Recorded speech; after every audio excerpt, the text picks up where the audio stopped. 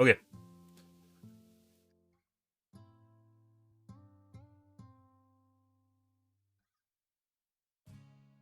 We have to look at the Pentagon UAP report. As you guys know, I'm a big fan of anything that might lead us off the planet, more or less is the way that it turns out. Not necessarily little green men, but the idea of normalization that, of course, aliens are real in any form, no matter what form you're willing to accept. But there's a UAP report by the AAIPIT, whatever the acronym is, the government agency on Friday, which is worth taking a look at, because basically the government confirms that there's UAPs. Not that there's extraterrestrials, mind you, but rather they've seen things that they can't explain. This is admitted by the government, that they've seen things that don't really make sense, and there's no way to fucking explain it away. That it's just something that they have to continue investigating, which is what we're going to take a look at here. UAP report, which is Unidentified Aerial Phenomenon. Not the same thing as UFOs, because they want to split the idea that you can have UFOs, you can have things that you don't really understand, but it does not necessarily mean there's little green men walking around and going like stuff like that, right? The idea that there's stuff that can't be explained and needs to be explained and needs to be explored, but doesn't necessarily represent the idea, like every crackpot in the world is just like fapping to, right? Because there's a lot of people, unfortunately, just like with everything and throughout history, there's usually like a strong contingent of people that will go to extremes and then give whatever they're talking about, even if it's legitimate, whatever they're talking about, legitimate reasoning, rationale, they go to extremes and then they give whatever's being talked about a bad name. And that's unfortunate, because then it leads to a scenario in which normal people that abide by, like things that might be considered normal or normal criteria that they go through will no longer talk about this because of the crackpots, because of the stigma, the bias that's associated with it. They won't talk about it.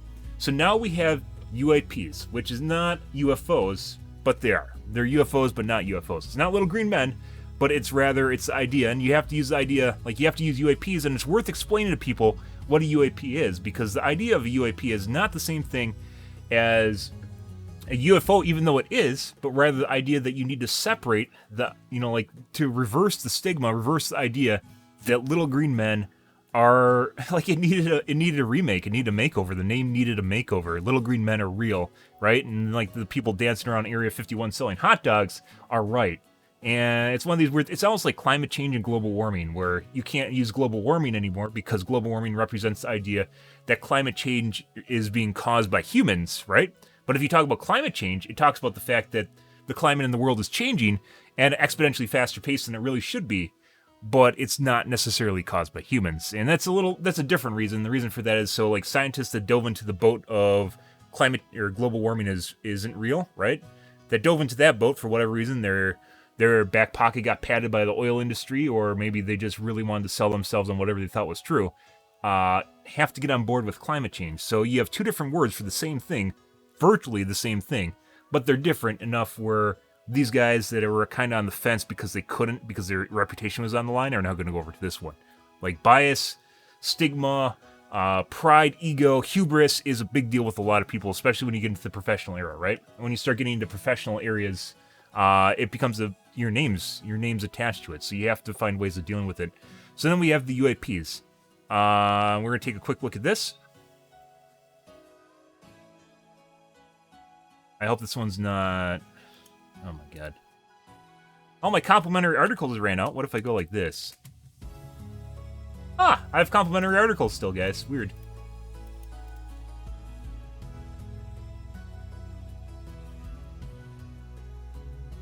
Oh, you have to create a New Yorker account? Really? Doesn't look like it.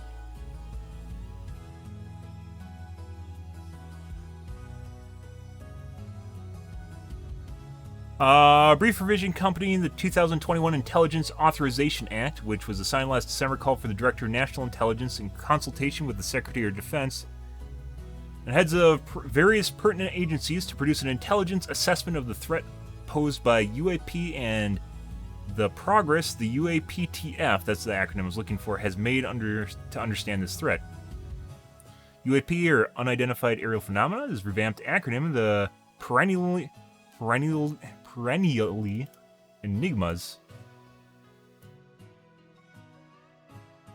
Perennial. Lasting or existing for a long, apparently infinite. Yeah, I thought this was different from the plant name. It's not. Lasting or existing for a long or apparently infinite time, enduring or continually recurring. Perennial. That's actually perennial enigmas, previously known as UFOs. That's yeah, so it's a rebranding of UFOs because it needs to be done for normal people or people that are like, no, there's no way this can be right? For those people to get on board with the idea that UAPs might be something that exists, that it's something that needs to be looked at from a scientific standpoint, not from the guys dancing around Area 51 selling their fucking hot dogs and their merch, but rather from the idea that there's stuff that we can't necessarily explain and that it's real. It's real enough where we've observed it and it can't be explained. We went through all the loops of stuff that it can't possibly be, to the point at which now we have to contend with the fact that there's something that is beyond basically our capability of understanding, right? It's going the step further where we have to acknowledge that there's something we can't wrap our head around and that it's actually like very observable. It's something that actually exists and it's not something you can write off as a weather balloon explosion or something. Which is why we have UAPs now. And it's important when you talk to your friends about UFOs, you call them UAPs, and then they go, don't you mean just UFOs? And then you explain to them that UFOs can no longer be used because of exactly the kind of stigmas and bias that are associated with it. So you have to, it's not just something, like this isn't something that I just made up, it's something the government did. Because they needed to deal with the idea that people would actually report the stuff. Yeah, like there's, which we'll go over in a second. I looked at the I think the National Geographic article's better.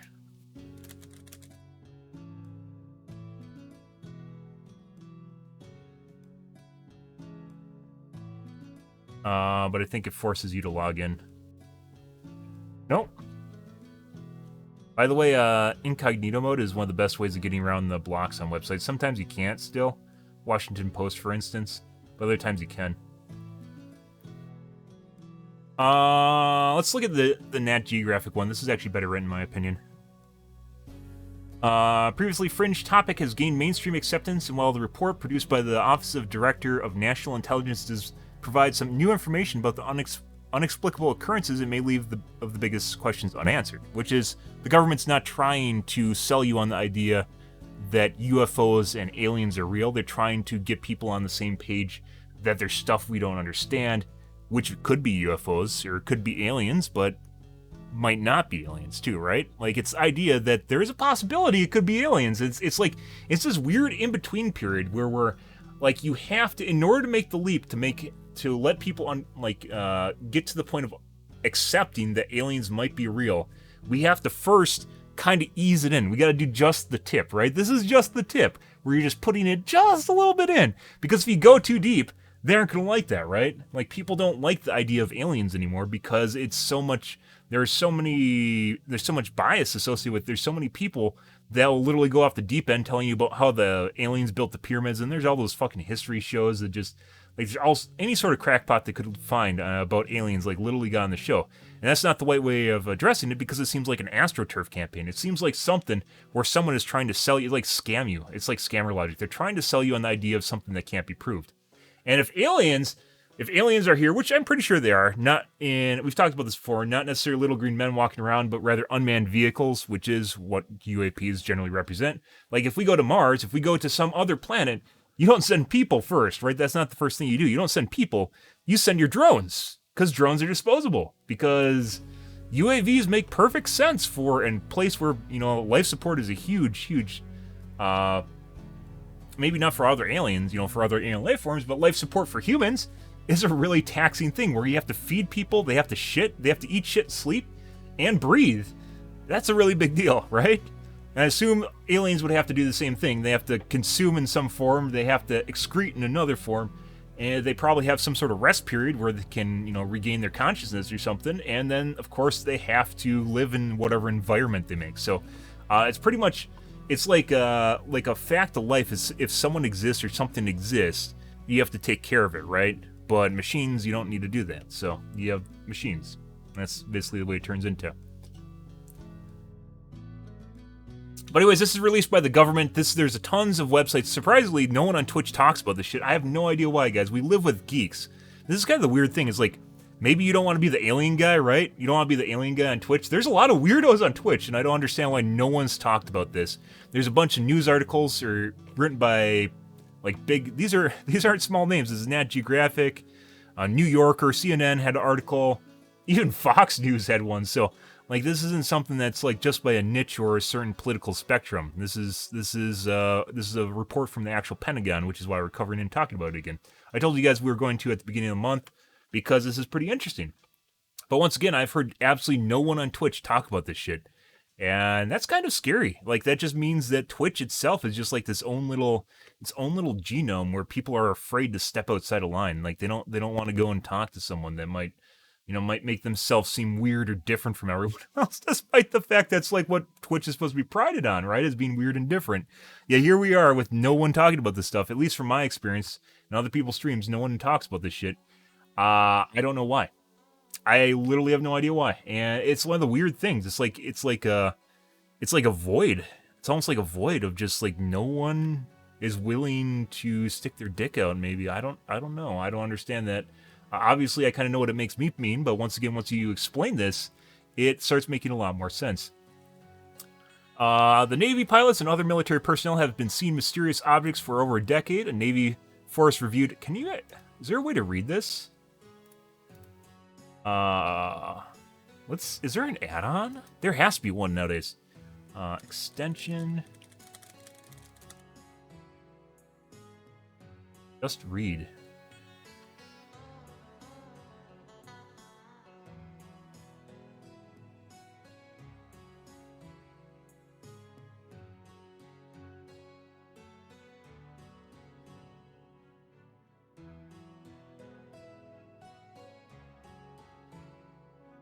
So this is like a podcast. This would actually be pretty nice. I don't think it is.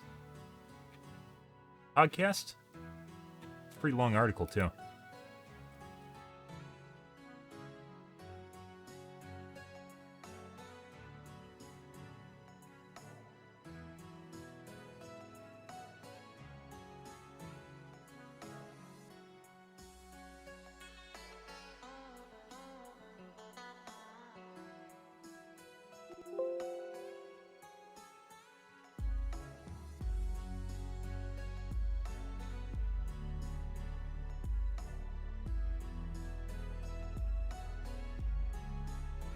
Text to speech.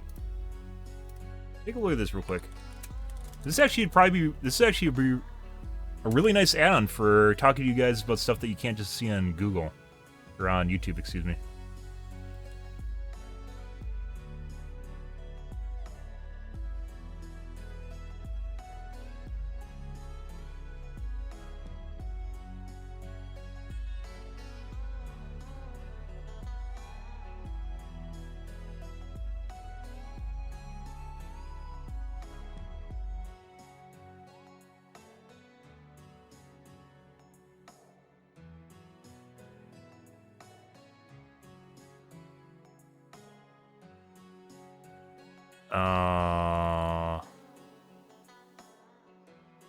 Trying to bill me. No.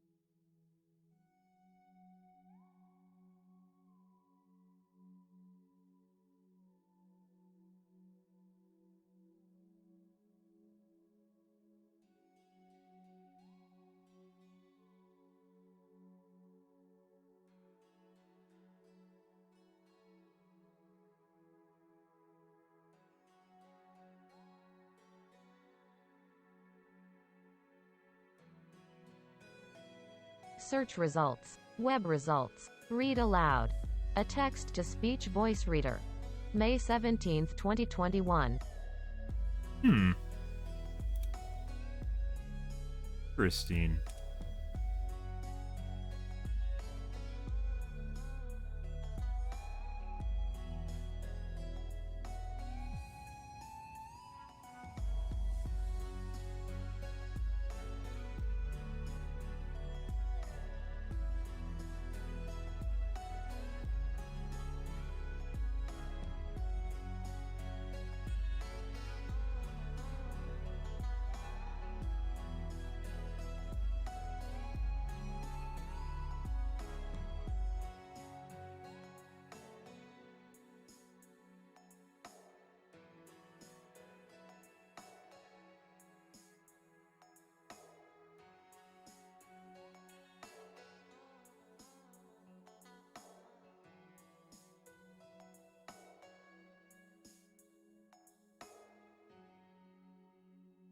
Could have something to do with the website, or it could have something to do with incognito mode is messing it up.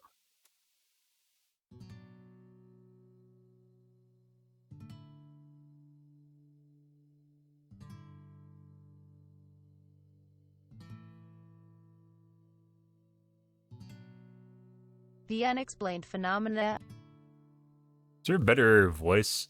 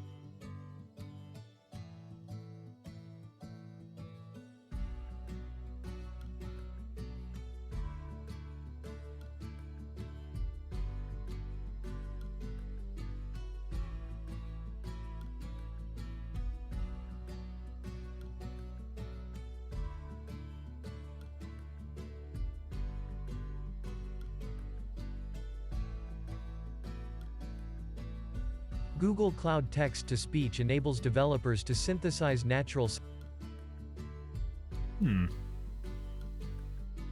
Read Aloud is a Chrome and Firefox extension that uses text-to-speech technology to convert web page text to audio. BBC, guys. It works We on have a the variety BBC. of websites, including news sites, blogs, fan fiction, publications, text.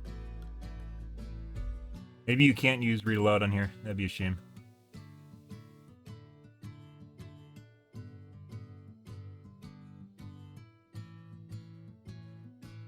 It's like it's running into an issue of some kind.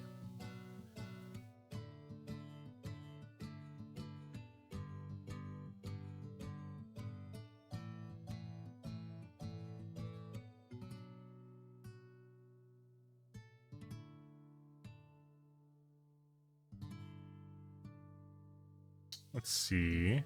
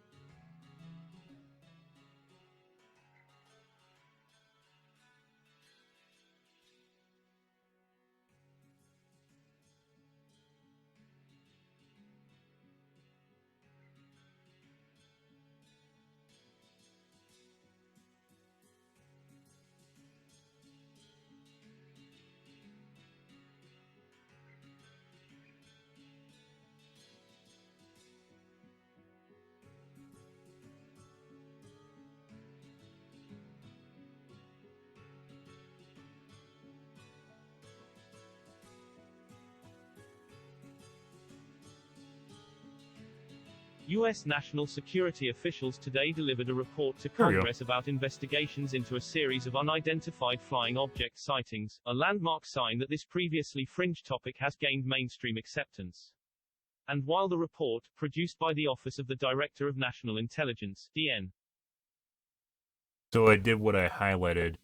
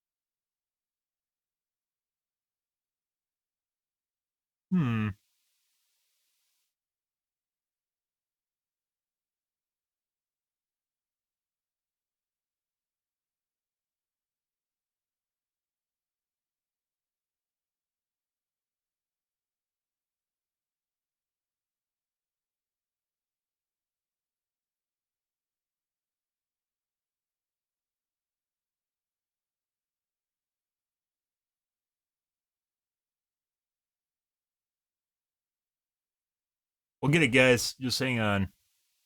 This is going to be useful in the future, too.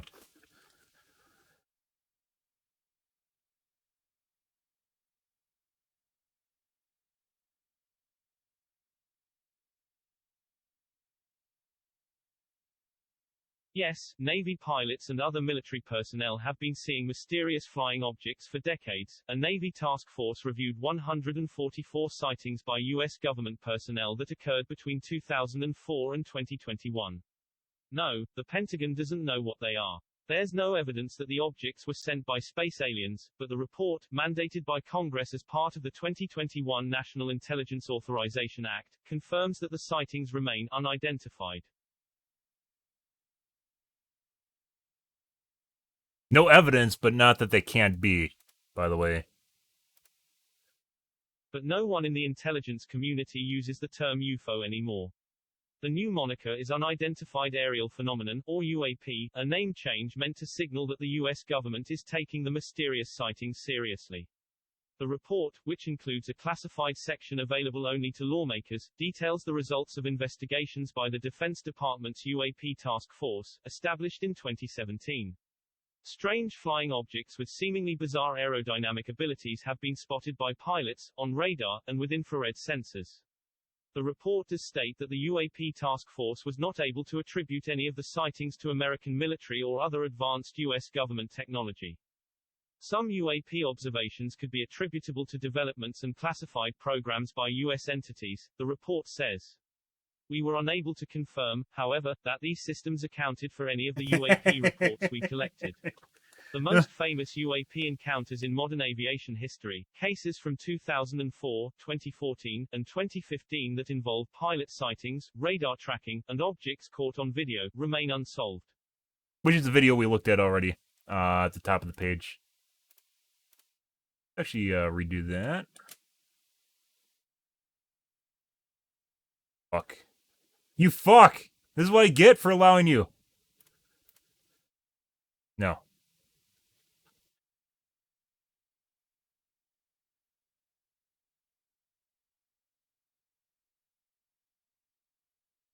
The UAP task force considered conventional explanations for the sightings, such as natural atmospheric phenomena, misidentified civilian aircraft, and radar malfunction, but except for one report that they attributed to a deflating balloon, the investigators currently lack sufficient information in our dataset to attribute incidents to specific explanations. The uncertainty leaves stranger and more disturbing theories to be considered. So they accounted for the idea that this could just be gas from a swamp and a weather balloon. Everything here that they've talked about, they actually figured out that this isn't something that could potentially be explained away. That this is something, the reports that they looked at specifically are ones where it's not just a smudge on the glass of the camera, that it's not just a crazy guy, that it's not, swamp gas. It's not just a reflection off a casino sign somewhere in Vegas.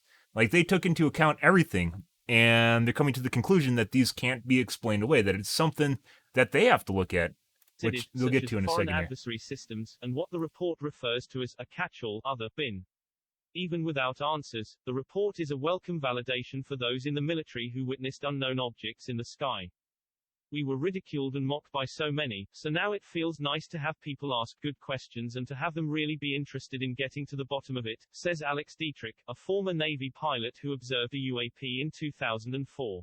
Yeah, so like part of the problem, guys, is even in the military, people think you're a crackpot for stuff like this, and they really shouldn't, because military, you know, if there is a possibility that, you know, going to extremes, right? If there is a possibility that someone has like hardcore technology that's much more advanced than their own, it's something that they have to take a look at and take seriously, right? If your job is the security of the country, you have to consider that some things might not align with your beliefs, that, you know, America, fuck yeah, sort of shit, you know, like we have the best army in the world, best navy in the world, best air force in the world, you know, 30-gun salute or something.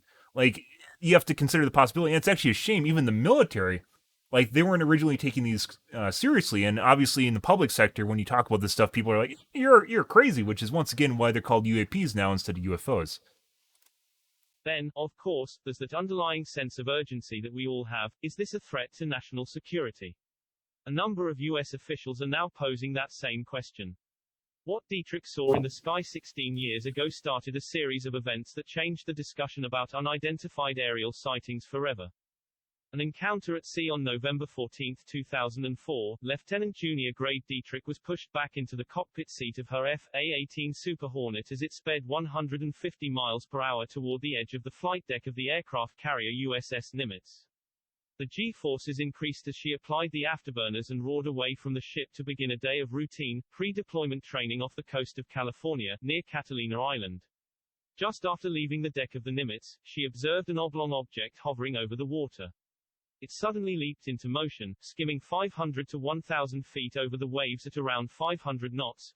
So, this isn't personal account by the public, guys. These are from trained military personnel that can't, like, they're made, like, they're trained, not made. They're trained to, like, look objectively at stuff around them and to consider the possibility of a threat or whatever it is, assess a situation, observe a situation, and respond to a situation, right? It's not just random going, oh, aliens, oh my God, get the camera out, let's put it on TikTok. You know, it's not like one of those things, which is why you then have to start taking this really seriously. Like, it's not just, this is why I keep talking about it, because this isn't something where you can literally just pretend. You can't pretend it away and just go, whatever, man, it's just, your fucking camera's acting up again, right? 575 miles per hour. The fighter jets on board radar couldn't detect the object, but Dietrich's weapons systems operator, WSO, in the rear seat, whose name is not public, saw it too, crying out over the radio.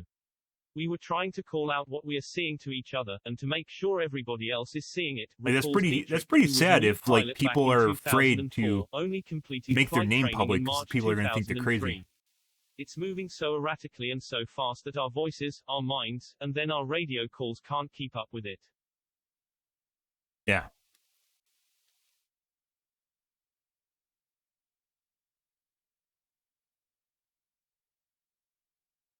Military pilots are particularly adept at what aviation folks call REAS, short for reconnaissance, and referring more specifically in this case to the art of recognizing aircraft by their shapes, paint schemes, unit insignia, and so on. We train our eyes and our minds to make those split-second categorizations, Dietrich says. We saw that there was a vehicle, there was a vessel there. Then almost immediately, that is not any vehicle or vessel I recognize. Yeah, like... Other Super Hornets launched behind... Like, the whole thing just gives me goosebumps, because these are people that are 100% trained to deal with situations like this. This isn't your just rando, like your soccer mom, or, you know, like your random geek walking around the street. Like, these are people trained to deal with situations like this and assess it, and it's not matching up with anything they're trained to assess. I'm Dietrich, one with pilot CMDR. David Fravor and WSO Lieutenant CMDR. Jim Slate on board, and another piloted by Lieutenant CMDR. Chad Underwood and an unidentified aviator. Warned that something was out there, Underwood managed to capture the craft on a forward-looking infrared camera. It was 40 feet long, round and smooth, and quickly received the nickname Tic Tac. What Dietrich didn't know at the time was that unexplained objects had been detected on radar in that same airspace for days. Gary Voorhees, a petty officer 3rd class on the USS Princeton guided missile cruiser, a ship training with the Nimitz, began to see things appear on his radar screens on November 10, 4 days before Dietrich's flight. Voorhees, with 6 years in the Navy at the time, was the technician responsible for 2 of the Princeton's combat systems, and what he was seeing was impossible. In just seconds, an object had dropped to the waterline from 60,000 feet, hovered, and then zipped away at high velocity. It made right-angle turns that were confounding. Yeah, so these are people trying to objectively explain what they saw in the best, like, the most, what's a good word for that? Not scientific. I guess scientific, in the most, objective manner possible by stripping all emotion from what they're talking about, right? Like military personnel do. And they're trying to explain it to the best of their ability. And there's no way that this can be like a drone. Like they're like what they're doing. Like some of these will just like literally just disappear into the water. Like they're drones that fly in the air and go underwater, and like aren't limited by like battery capacity. That's one of the big things, by the way, with our own technology on our planet is battery capacity. It's one of the things that's held us back for years. Like beyond lithium batteries, or like we're still stuck on lithium, and that's one of the things that hold back electric vehicles, that hold back electric everything, is the ability to contain energy and then, disperse it to use it in a motor or something, right? Before it was reported even to the captain, those systems were triple-checked, Voorhees says. And then once it was taken up with the captain, they were triple-checked again. Everything was working perfect, which made it even creepier. The strange objects returned over several days. Yeah, they wiped their lenses. Made it a point to look with his own eyes, asking watch officers for radar information so he could know where to aim his binoculars. I was able to see it on the horizon, he recalls. I got to see it during the night and during the day. And it definitely was a glowing object. Could I tell you for 100% certainty it was exactly what we were tracking? No, but I was just looking at the bearing and elevation, and it was exactly where it was supposed to be. So, he's trying to assert that there's a possibility what he was looking at is wrong, but it's highly, highly likely, because you have to, like, there's no absolutes for the most part, right? It's always 99.99999% sure that it's that, right? Without a certainty, without a certain doubt. Like there's beyond what's that? What's the phrasing? Beyond a shadow of a doubt, right? Like there's a threshold where you're almost 100% certain, but it still doesn't make sense. So you have to assert that maybe it's not quite right, right? Despite the radar evidence, when Dietrich and her WSO reported what they saw, it received little attention from superiors and opened the 2 naval aviators to jokes about space aliens. Yeah, this is why we're calling them UAPs, guys. And once again, this is kind of weird. Like, no one's talking about this shit on Twitch. That makes it even weirder. I'm part of a geek generation, guys, of people that are highly vocal about any sort of minority topics, and no one is talking about this shit on Twitch. That's kind of weird. That's really kind of weird. And, like, I don't even know what to think about that. Like, Twitch is one of the most vocal platforms on the planet, right? About anything. And we can't even have people talk about aliens? Like, what is that? Yeah, opened up jokes about space aliens, little green men. Exactly that's why they call them UAPs now. Because they have to. Also, this add-on is fantastic, by the way. When I came back and we were being ridiculed and dismissed by the crew, I said to myself, well then, they know what it is, Dietrich says. It must be some sort of blue, United States or Allied system. And like the weird thing about this, guys, is like if you're trained military personnel, like people have to understand how stupid it sounds, right? Like if you're a trained military personnel, if someone else is a trained military personnel, wouldn't you think that someone wouldn't say that because they know how people would react to it, right? Like people, if you're remotely conscious of what people would say, like they aren't gonna be like, hey, I saw an alien. And all these guys will be like, oh, ha, ha, ha, I saw a little alien too. Like it doesn't even make sense, right? Like if you're a trained personnel, someone else is a trained personnel, and then someone says something that seems really fucking weird, wouldn't you be like, huh, that person's trained too. Maybe what they say makes kind of sense, right? It makes a little bit of sense. But like this kind of like weird thing with biases, like you end up in a scenario where you can't talk about something because of a bias. And once again, no one on Twitch that I've heard of, any of the streamers I've talked about have, or like watched, have talked about any of that stuff. And this is happening. This is real. This is a report from the Pentagon that was released on Friday. This is National Geographic that we're reading right now that's covering it. And there's tons of other websites that have covered this too.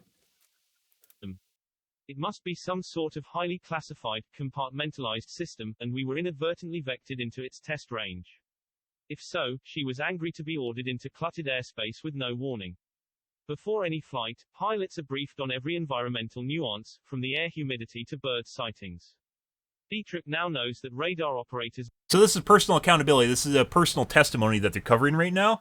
But what's with the UAP report, like they went through and verified, at least with the entities in the U.S. government that are willing to respond to inquiry about this, that it's not something that the U.S. government's testing. It's not part of a highly classified program. I mean, our most advanced aircraft that at least we have that we don't even fly because they're so expensive are the F-22s, which I've talked about before, right?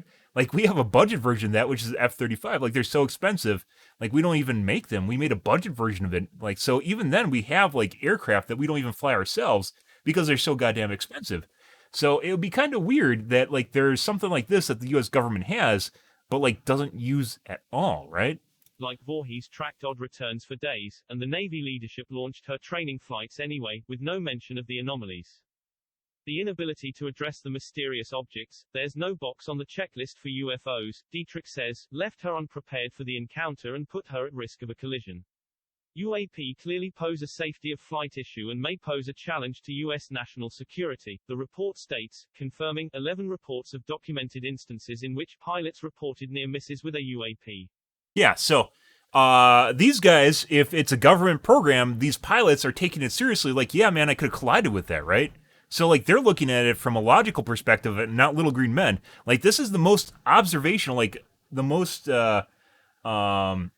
objective way you can possibly look at this is, it's not little green men. Hey, man, if there's someone higher up that knows what the fuck's going on here, I could have crashed my jet into it, right? Like, that would have been a big deal. So, like, they aren't even looking at it from the fact that it could be aliens. They're looking at it from the idea that it's like a UAV or something that the government was testing out, and they're pissed off because they'd crashed into it. You know, obviously they would have died, and then the government would have lost a shitload of money, right?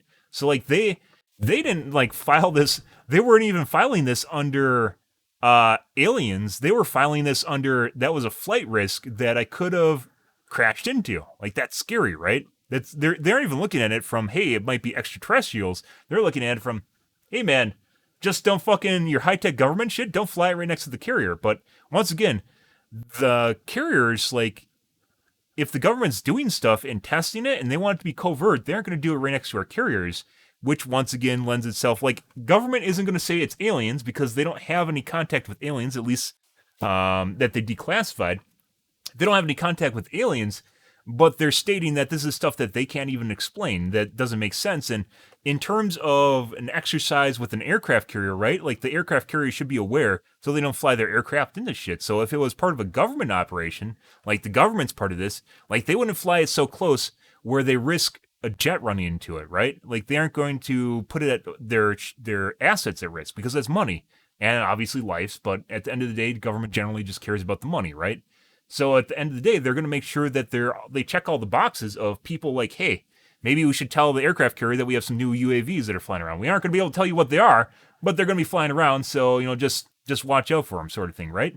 But they didn't, which once again lends itself to either this being another power, which is, I'm sure, not China or Russia, but something that's kind of inspecting our military capabilities, right? Or curious of our military capabilities.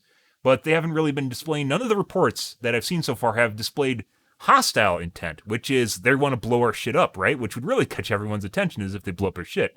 I'm sure there's probably cases where they've ran into stuff, like our aircraft have collided with them, but they move so fast they can move out of the way. Like they don't actually, like if they wanted to be an asshole, they really could just run into our aircraft and blow them up. But they don't.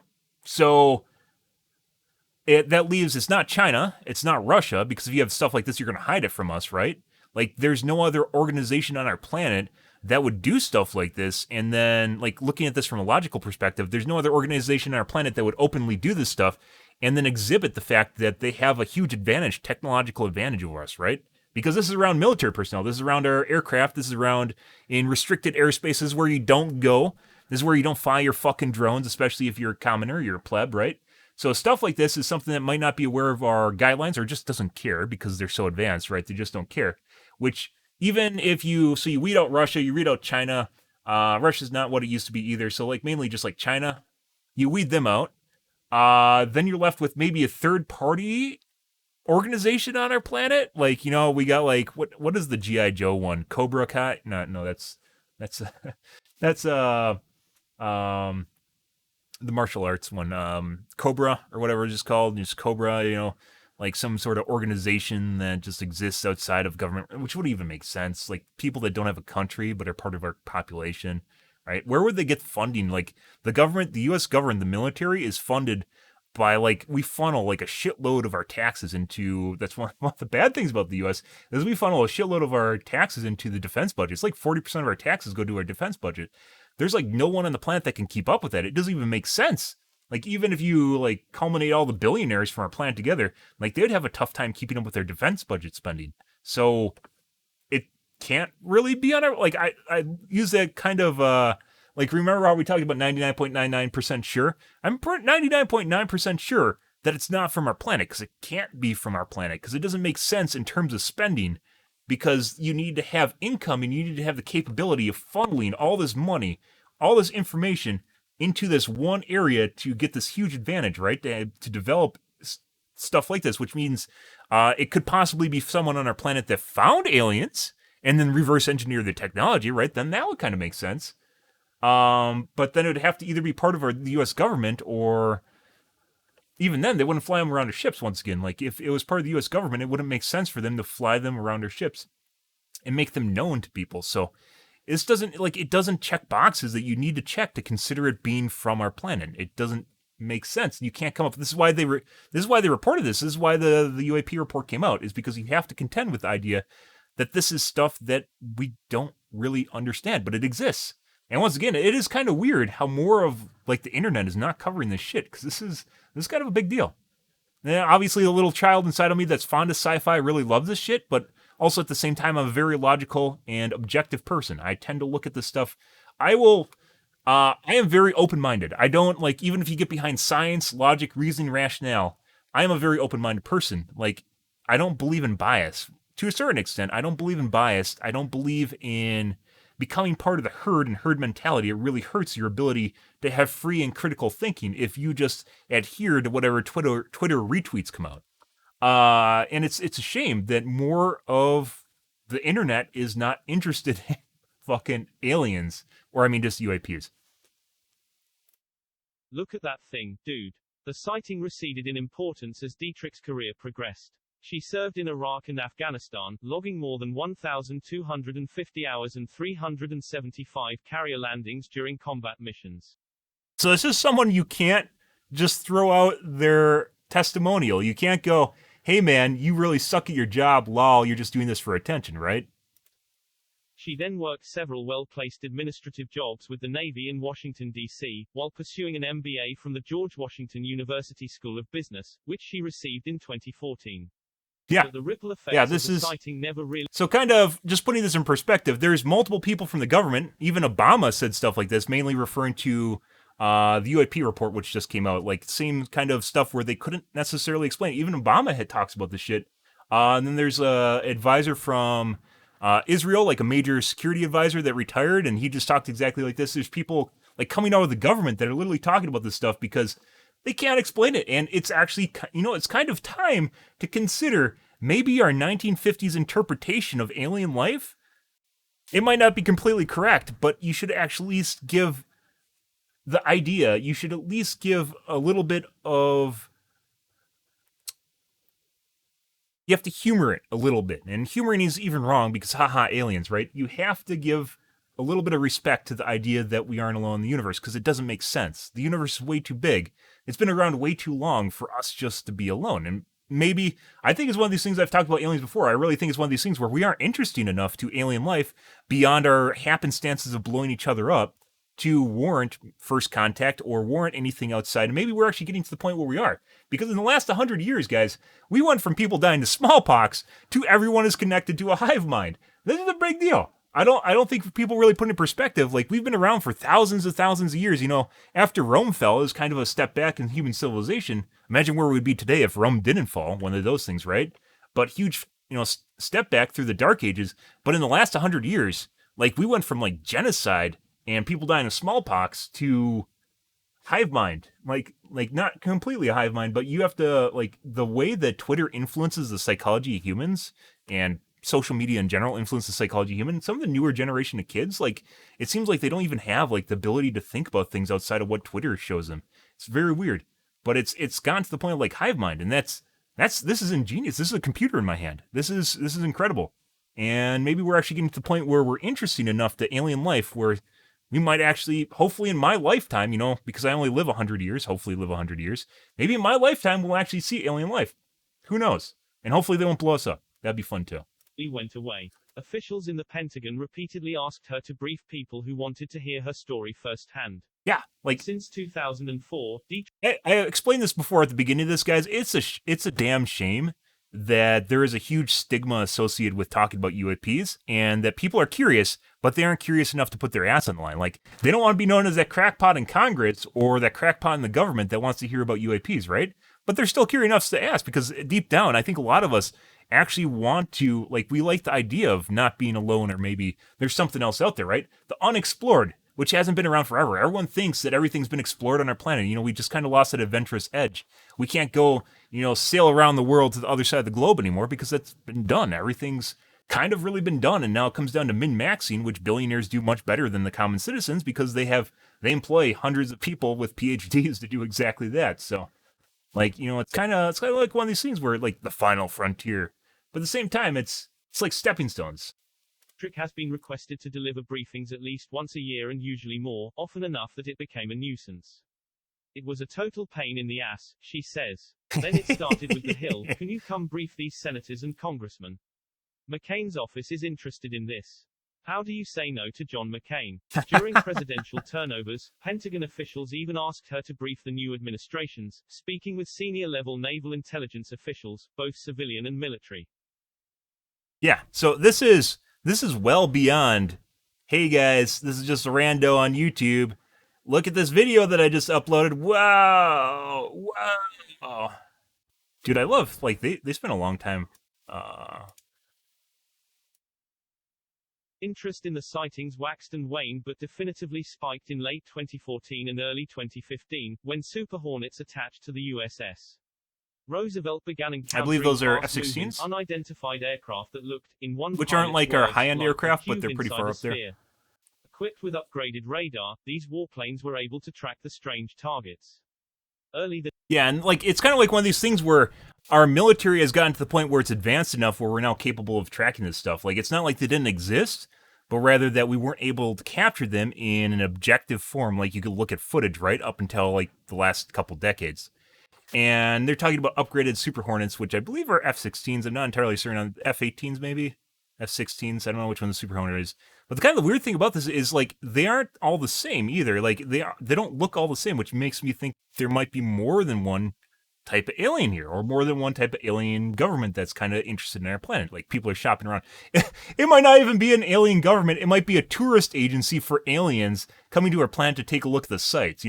Like, this kind of reminds me of like Jurassic Park, where they're rolling around in the balls. Yeah, it kind of feels like we're inside of we're in an enclosure right now, guys, and they're just rolling around in their futuristic balls right now, just kind of taking a peek at all the sites, right? Go and visit Earth for a fantastic time. Maybe see people some people die because we're monkeys, that sort of thing. Next year, 3 sets of gun camera videos also captured flying objects, which have since been nicknamed Gimbal and Go Fast. They are all going against the wind. The wind's 120 knots to the west, one pilot remarks in a recorded encounter. Look at that. So once again, this is not from people on YouTube. This is from trained military personnel recounting their past experiences and explaining for reports so that the government can assess this for threats to their own security, to a threat to our national security. Dude, another cries out. I always, Look at that. I feel the need to continually prefix this because it feels like if people come in here and go, lol, aliens, this is just another alien guy. The weight of this is very different from what people like explaining the confidence, the level of confidence in this and the level of respect you have to give something like this. It's not a normal guy on YouTube. That thing. It's rotating. The naval aviators who shot the footage have not been identified, but 2 pilots have come forward as witnesses, Lieutenant Danny O'Quan and Once again, because these guys don't want their lives ruined, right? They don't want to be that guy that saw an alien. because they're in the military and they know it'll turn them into a laughingstock. That's kind of sad. That's hilarious in and of itself. It's very sad. Lieutenant Ryan Graves. In both 2014 and 2015, they spotted. And of course, they don't even want to report it if that's the case, right? Captured strange wingless, tailless objects on the airplane's video cameras. In interviews, Ocon has said that the objects reacted to the warplanes and moved around them. These pilots, and others who remain unidentified, saw objects at various altitudes, including sea level, and tracked them accelerating to hypersonic speeds, greater than 5 times the speed of sound.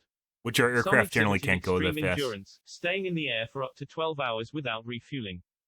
Others seem to descend into the water, as shown on videos taken by Navy personnel.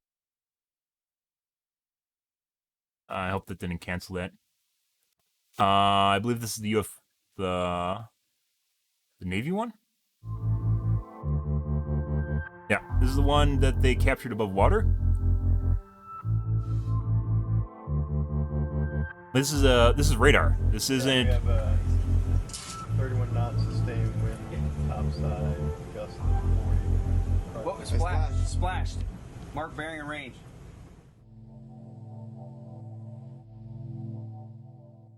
Yeah.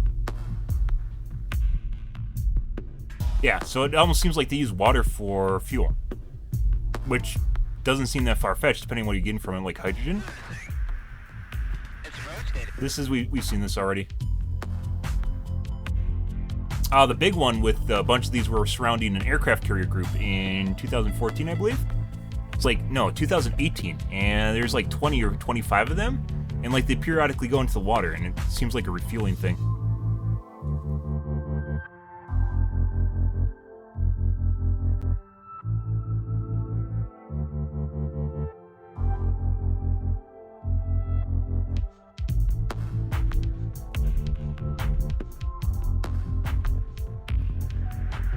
There's a whole fleet of them. Look on the ASA.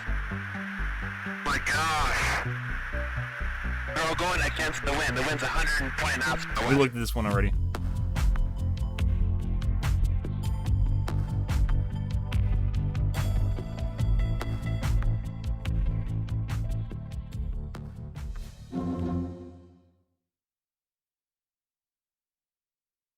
Hope you remember. The fact that the craft were again operating near American aircraft carriers raised blood pressures among military officials and politicians. Bill Nelson, the new administrator of NASA, was one of those briefed on UAPs when he was a Florida senator. A couple of years ago, as a member of the Senate Armed Services Committee, I was briefed on what those Navy pilots saw, and I have talked to the Navy pilots, Nelson, who served on the committee from 2013 to 2017, recently told Politico. These are pilots who locked their radar on it. They tracked and then they saw it move so fast that they couldn't believe it. And then they went and tracked it again, locked their radar on it in a new position. So, there's some phenomenon that we need to explain. In 2017, the Pentagon formed the UAP task force to investigate the inexplicable occurrences. That came out on Friday. The Defense Department denied the program existed until 2020, when Congress revealed it in legislative language. The Senate Intelligence Committee, then headed by Senator Marco Rubio, shortly thereafter ordered a report on what the UAP task force had been up to. That report reveals that strange flight behavior was spotted in numerous UAP sightings. In 18 incidents, described in 21 reports, observers reported unusual UAP movement patterns or flight characteristics, it says.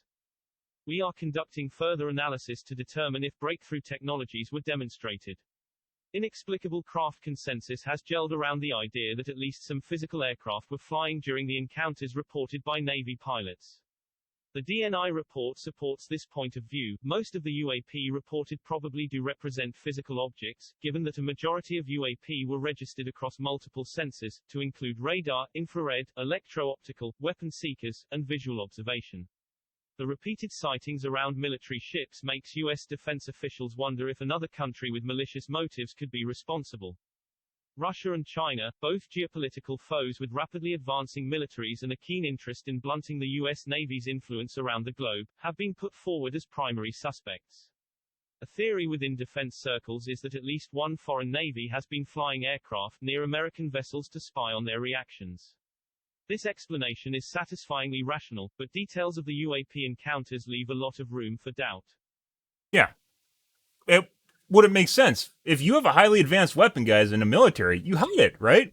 That's always what it's been. If you're in the military and it's super amazing, you don't go trotting your fucking $billion project around and make the like highly advanced technology that a military has is used when it needs to be brought out, right? Like we bring out the lasers when we finally like if we go to war with someone. You don't give away your advantage to an adversary until it becomes apparent that they also have the advantage, right? Or they know, right? There's no reason to go flaunting your might around people as a show of force if it's so advanced, like they can't even, like no one explained it. No one, like if it's another country, so they're trying to, it's like a show of force, you know, Russia or China is going to take responsibility. They're like, aha, you can't even deal with their aircraft anymore, ha ha ha.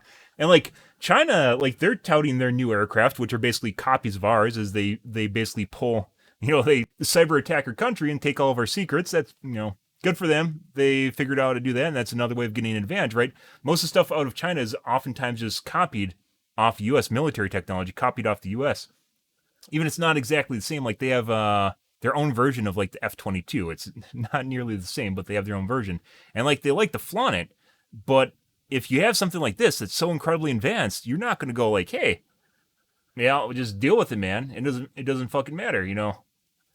People aren't going to go flaunt their ace up their sleeve, right? Hey guys, look at the ace up my sleeve. How's it going? Oh, no, don't worry about it. Yeah, like it doesn't make sense. It doesn't make sense if another country was doing this, because no one took advantage or no one took responsibility of it. So it's not like someone's like, hey, that's our aircraft. It's so fucking good. And then at the same time, you're not going to show it off too from a strategic standpoint. It doesn't make sense to show off your ace up your sleeve. So. Yeah, this is why you can't explain it away with rational explanations. Like, it doesn't make sense. If there were aircraft flying near the Navy jets, and they were not American, where did they launch from? When Super Hornets encountered a UAP near Jacksonville in January 2015, there did happen to be a Russian military vessel transients the area.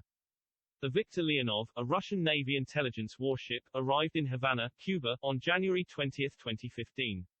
The spy ship collects signals, but it is not a launch platform for experimental aircraft. Submarines would be a better option for that. Which it makes sense Russian when they're going into the water. Submarines are as good or better at prowling U.S. coastlines now as they were during the Cold War, and it is conceivable that a submarine surfaced to deploy powered drones or balloons with radar reflectors.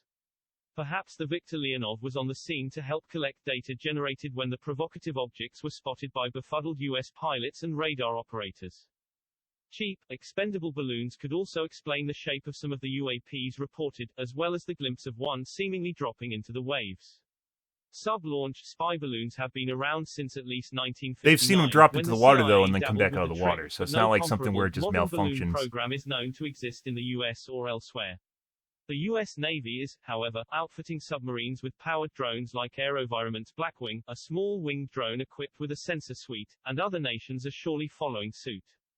However, balloons don't accelerate to high speeds or make sharp turns, and Fucking 5. and go fast appeared to lack Mach flight 5? control surfaces that would allow for high-speed maneuvers, such as wings or a tail.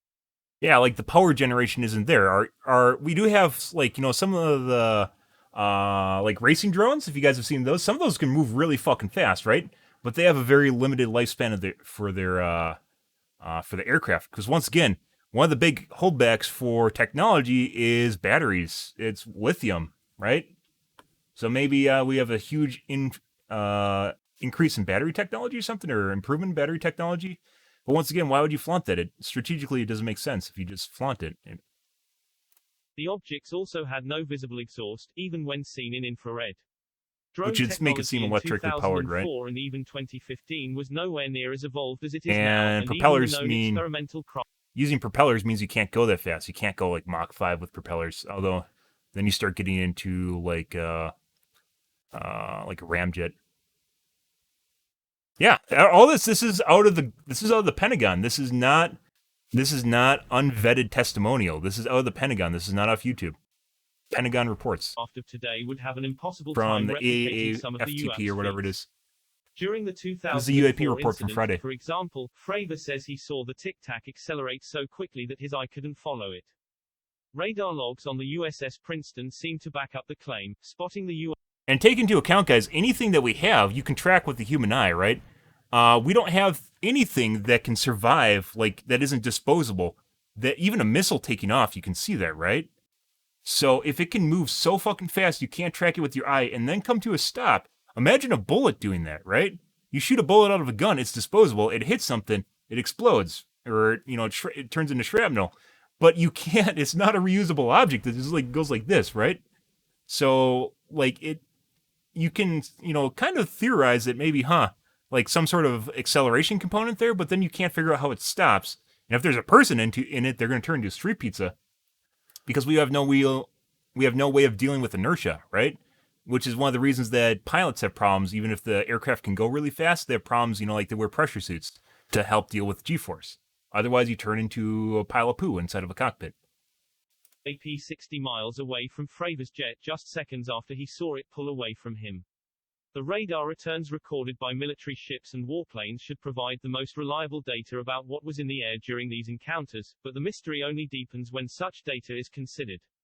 During the 2015 Gimbal incident, for example, Navy pilots remarked that the radar picked up a whole fleet of UAPs, which seemed to merge, vanish, and do impossible aerial feats. It's a detail that chills the blood of practitioners of a shadowy art known as electronic warfare. See. I believe this is the one by the fleet.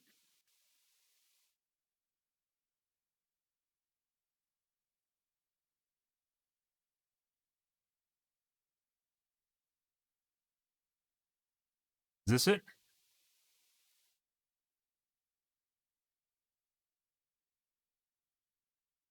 I believe this is... No, this is the one we saw already. There's one outside of...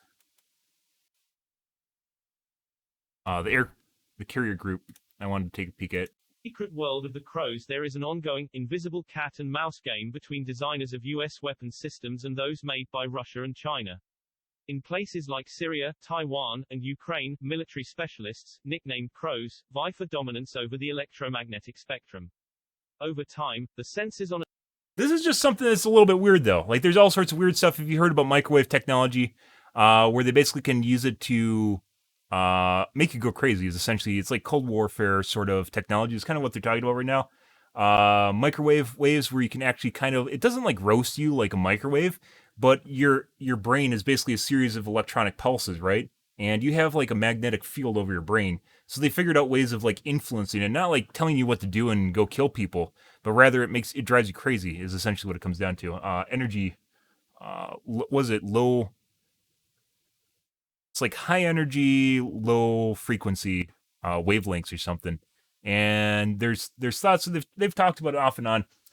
There's thoughts about U.S. using, like Russia using on U.S. embassies and shit like that. But basically, it just makes you kind of go crazy. It's nothing targeted. Like our experience and expertise into like future weapons isn't really that far more advanced than you'd assume. Like lasers, we're on the edge of using lasers. We haven't like the laser systems require so much fucking energy that like if you use them, you can use them for like shooting down missiles and such. They require like nuclear reactors to run. Like the energy demand is so high that it's not like a conventional missile or a conventional warhead on a ship. And as such, once again, limited by our ability to generate electricity and store electricity. And this is like electromagnetic waves. This isn't the same thing as like a physical object flying around. After a missile get more and more sophisticated, says Mike Meany, Northrop Grumman's Vice President of Land and Maritime Sensors. On the flip side, usually within short order, they have new and different ways to spoof or fool those senses to make them think something's happening that really isn't. Yep. When radar operators receive returns showing things that are impossible, like extremely fast-moving objects and vanishing swarms of aircraft, electronic warfare is the first thing a crow considers. If I see one enemy plane, and all of a sudden it becomes 20 planes in my display, I'm being spoofed, Meany says. Such funhouse mirror tricks are useful for avoiding anti-aircraft weapons, which often initially rely on radar to track targets. Spoofing sounds a lot like what happened in the Gimbal encounters, and the DNI report addresses the possibility. UAP reportedly appeared to exhibit unusual flight characteristics, it states. These observations could be the result of sensor errors, spoofing, or observer misperception and require additional rigorous analysis. But if spoofing was involved, it would be very advanced tech for 2015. That's really the higher level of electronic warfare, Meany notes. If the Russian spy ship in Cuba was part of an intelligence-gathering operation using covert tools of electronic warfare, that would mean... So, I don't like maybe China, but like Russia being the big bad monster that it once was, like that's like kind of like old logic. Like Russia isn't really what it used to be, and like USSR Russia, like before the Iron Curtain fell, that sort of thing. They aren't really the same thing as they were before, and expecting them to have like hyper advanced warfare technology. Yeah, no. Like China's basically like the new Russia in terms of military advancement. I'd be more in line with China doing something like that, not so much with Russia. Russia's kind of like they made their way out of the Cold War, and they kind of slowed down after that point. After like they became a democracy. After they became a democracy, it really slowed things down in their country. So, yeah, Nazi scientists, maybe, but once again, why would if you have hyper advanced technology, why would you go like show people it, right? That's like we talked about this earlier. The motive, the strategic motive, if you have really advanced technology for just showing it off and flaunting it, isn't there. It doesn't make sense for us as humans, where this might be common for aliens, but us as humans, if you have something like this, you don't go and show it off. So it doesn't really make sense. And this is just for this one report where they thought maybe, like this is for 2015 too. This they're talking about today in 2021. But they're talking about the stuff back in 2015, which is basically unheard of. It's not even close to being there, where today they kind of maybe could see it happening, right? And I guess maybe 10 years ahead of us might make sense, right? But even today, like it still doesn't make sense. And then you have UAP reports that are confirmed by like eyewitnesses, like the guy earlier where he talked about like literally pointing his binoculars where it was and could see what it was. He's pretty sure that it was. He didn't say completely certain. He said he was pretty sure that's what it was. The Kremlin unveiled a potentially sensitive system that would be more valuable as a surprise during an actual conflict. There are vast military ranges in Russia and China where sensitive systems can be tested without tipping their hand, just as there are within the United States. Meany says a cardinal rule in electronic warfare is, the less shown, the better. As far as the cat and mouse goes, all sides are very careful in what they show and when they show it, he says. We don't show it until we need it, and it's been that way for 5 decades. Yeah. Even if spoofing can explain some of the strange things seen on radar screens, it can't explain what pilots saw with their own eyes, or the objects captured on video. Perhaps a combination of physical objects and electronic warfare is responsible for some of the UAP incidents, but no one seems to be able to put all the puzzle pieces together. Because it doesn't make sense. This is where you start getting into the line of reasoning where you try to explain away something with so many like hops along the logic spectrum of things you have to chain together that it seems highly unlikely. Like you can win the lottery like 5 times in your lifetime. Is it going to happen? Probably not, right? But it possibly could. And it actually gets to the point where people are trying to explain away something that would make sense if you're like, oh, aliens, right? Or like not even aliens. Well, maybe aliens, but like unmanned alien aircraft, right? Like UAV, alien aircraft. But now we're going to like extreme levels to try and explain away something with logic, just because it's the only thing that can possibly fit in our mind. Like this is the only thing that could possibly conceivably be true, because it can't be something that's aliens, right? There's no way. It could be alien or extraterrestrial in nature. There's no way, right? You go into this weird thing. It's the same thing with like when we talk about cheating with video games.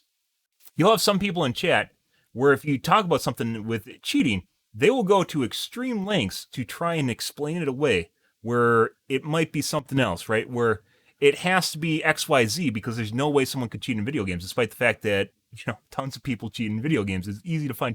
Dead by Daylight is fucking easy as shit. You can find free Google cheats for Dead by Daylight.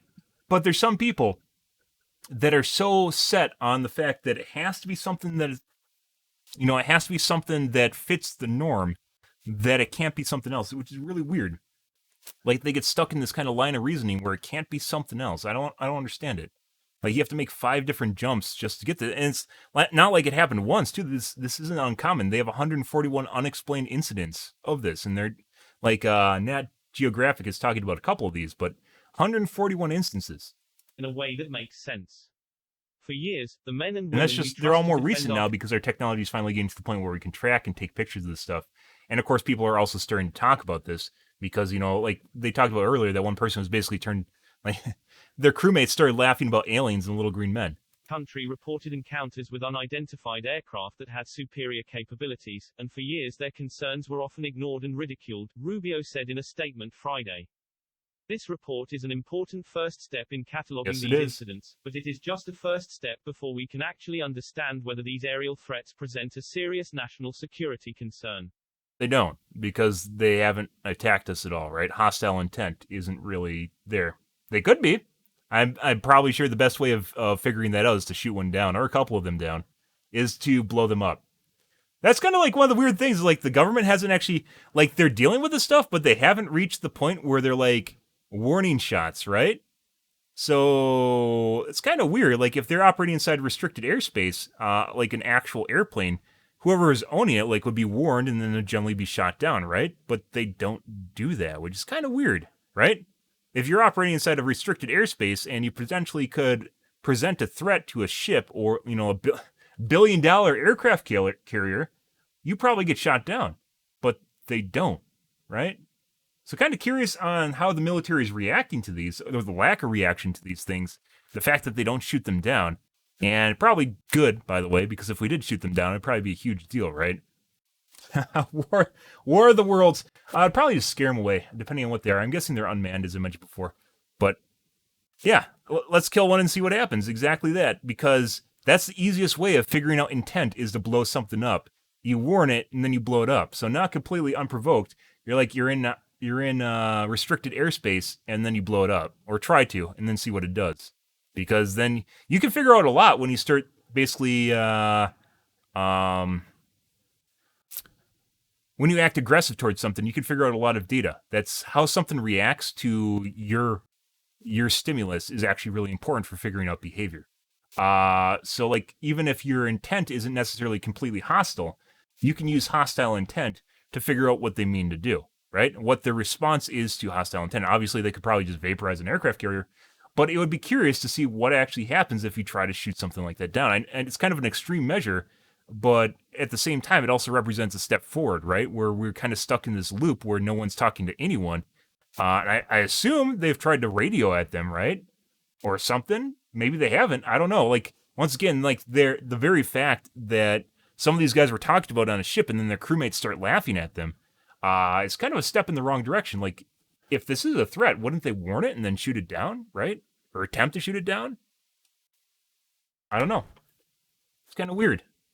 An enduring mystery last year, when the Pentagon initially confirmed the leaked UAP incidents were indeed encounters with unidentified objects, the witnesses involved in the sightings went from the fringe to the mainstream. Yeah. The frank admissions... And once again, very weird that people on Twitch don't talk about this shit. This is big. This is released on Friday, and I've seen no one else talk about it. My shipmates the most well-sought-after UFO experiences, Voorhees says. Because of the simple fact that the US government said, yeah, these are unknowns. These are all legit. The DNI report's ambiguity will do little to satisfy ufologists or anyone else looking for explanations. The limited amount of high-quality reporting on unidentified aerial phenomena, UAP, hampers our ability to draw firm conclusions about the nature or intent of UAP, it states. Yeah, it does, both in the military and from the public sector, too. Like, with stuff like this, if they start taking it seriously, I can only imagine, guys, like, being in the military, pride is a big deal, right? Being taken seriously, reputation, pride is a big deal. So if you're in the military, guys, you don't want to be the guy that says, I saw aliens outside, right? Imagine that, being turned into the laughingstock. No one wants that. So the fact that they're kind of normalizing the ability for people to report them is really good. This is really good in general. But in 2004, Dietrich says, the personal and professional stigma of reporting UFOs cost the Navy an opportunity to get more answers. I get pissed because if it wasn't ours, then why didn't we take advantage of the fact that we had eyeballs on, she says. We had FLIR, forward-looking infrared cameras, on it. We knew we could intercept it in multiple ways. Why didn't we redirect our attention and our assets and our senses into that airspace and get more evidence? Yeah. Since that encounter, discussions around unidentified flying objects at the Pentagon have completely changed. Yeah. Stigmas in general being kind of peeled back here, guys. This is a really important one, by the way. Because if we intend to go into space, which we really should, it's kind of hilarious that we went to the moon. and then we decided we weren't going to we weren't going to do anything in space anymore, and instead we're going to look at bank returns in our bank account. Oh, fucking U.S. encourage personnel to report sightings, and military leaders are taking these reports seriously. The stigma is gone, House Intelligence Committee member Mike Quigley told reporters after receiving a classified briefing on the DNI report. Now that's as big a change in policy as I've witnessed about this issue in my lifetime. Dietrich retired from the Navy as a lieutenant commander in May 2021, having taught as an ethics professor at the United States Naval Academy in Maryland for more than 6 years. Just before retiring, she went on the record for the first time, identifying herself as a UAP witness. Yeah, so this isn't uncommon, by the way. So people that are leaving the government, that basically they're done with their stick in it, right? So at this point, they aren't going to get, like, their professional life isn't at stake anymore. Are actually, like, it bugs them because they want to talk about it, but they can't talk about it because of stigma, because of bias. So they literally just have to sit there for years. Like, she spotted, like, what, 15 years earlier? When did it say she retired? 2021.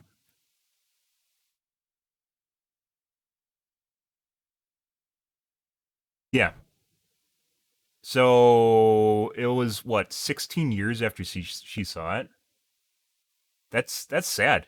That's really sad. Not necessarily because of her, but because we've reached the point where people can't talk about this stuff without being laughingstock. That's a shame, and it's actually a risk to the government or to our military too. She wants to end the stigma of pilots reporting strange things in the sky, still disquieted by the fact that whatever she saw remains unexplained. I think that is one of the underpinning serious questions, Dietrich says. If we know it's out there, and it's not ours, we are not left with a lot of options that are positive. Voorhees is seeking his own answers, planning on mounting sky-facing cameras on Catalina Island to search for the UAPs he encountered near there in 2004. He'll join the rest of the public, politicians, crows, military officials, and fellow witnesses who are all on the same boat, looking up at the sky and wondering just what's flying around up there. Yeah, not aliens, guys, but could be. I mean, like, when you're looking at it from this angle, guys, I've talked about this at the beginning when we first started talking about this. When you are looking at UFOs from the angle, UAPs, at the angle of it could possibly be UFOs, but we're going to check every single box before we hop to that conclusion. You also have to leave open the option that eventually gets to the point where it could very potentially be UFOs, right? UAPs. It could very much potentially be UAPs. And it's actually kind of a shame that in terms of the government and in terms of people, like, we aren't putting more emphasis on talking about and discussing stuff like this. And not like, hey man, I was drunk and I saw something in the sky floating around, you know? But, like, we've reached a point where maybe we should start considering options for making first contact or dealing with them or finding out what they are. And it's not looking up the sky and wondering if we're alone. It's just wondering what is flying in the sky, right? Like, this is one step before it could possibly be aliens, because they don't want to be known as the alien guy. No one wants to be the alien guy who's a crackpot that literally talks about the aliens building pyramids. They could have. At this point, there's not enough evidence for that anymore. But, like, we are having to contend with stuff that is captured on radar and with infrared that people have saw, trained military personnel have saw, and it's not something that can just be explained away. It's fucking gas from a guy. Like, stuff like this is really important, and that's why I've been covering it, is because I don't normally talk about aliens. It's you know, curiously, it's fun occasionally to theorize about aliens and discuss them, but this is stuff you can't explain away. This is a step where we have aliens, and, you know, I distinctly think they exist. Maybe not on our planet in a like an actual physical form, but rather drones here. And you have people over here where we're like, hey, we see these things that are actually flying around, but we don't know what they are. And, like, bridging this gap between the two is going to be a tough deal, because, like, we need some hard proof. But it seems like the aliens aren't talking to us, at least in any form that whatever the aircraft aren't talking to us in any meaningful form. Once again, if it was another government and it was a show of force, someone would have taken responsibility of it. Like, haha, our fucking aircraft are so advanced, you guys suck. If it's military, once again, you aren't going to go fly around your ultra advanced aircraft around someone else and reveal them, right? So what does that mean, right? It's not. There's no rationale for another military to reveal stuff like this to the U.S. government and then like for us to look at it, right? You lose your advantage when people see it, so it can't be a government. That leaves a third-party organization, like something third, basically has the power of an entire country, like a first world country on our planet that isn't part of a country. Maybe it's the Catholic Church. Maybe that's it. They turned into aliens. Yeah, maybe it's run by the Pope. That's like literally the only other explanation is it's the fucking Pope. That sounds crazy, but in terms of like income, the church is like, because the church doesn't abide, they basically tax. It's like at one point during the Dark Ages, the church was essentially a government, but they tax all their people, their individuals, and it all funnels to the top.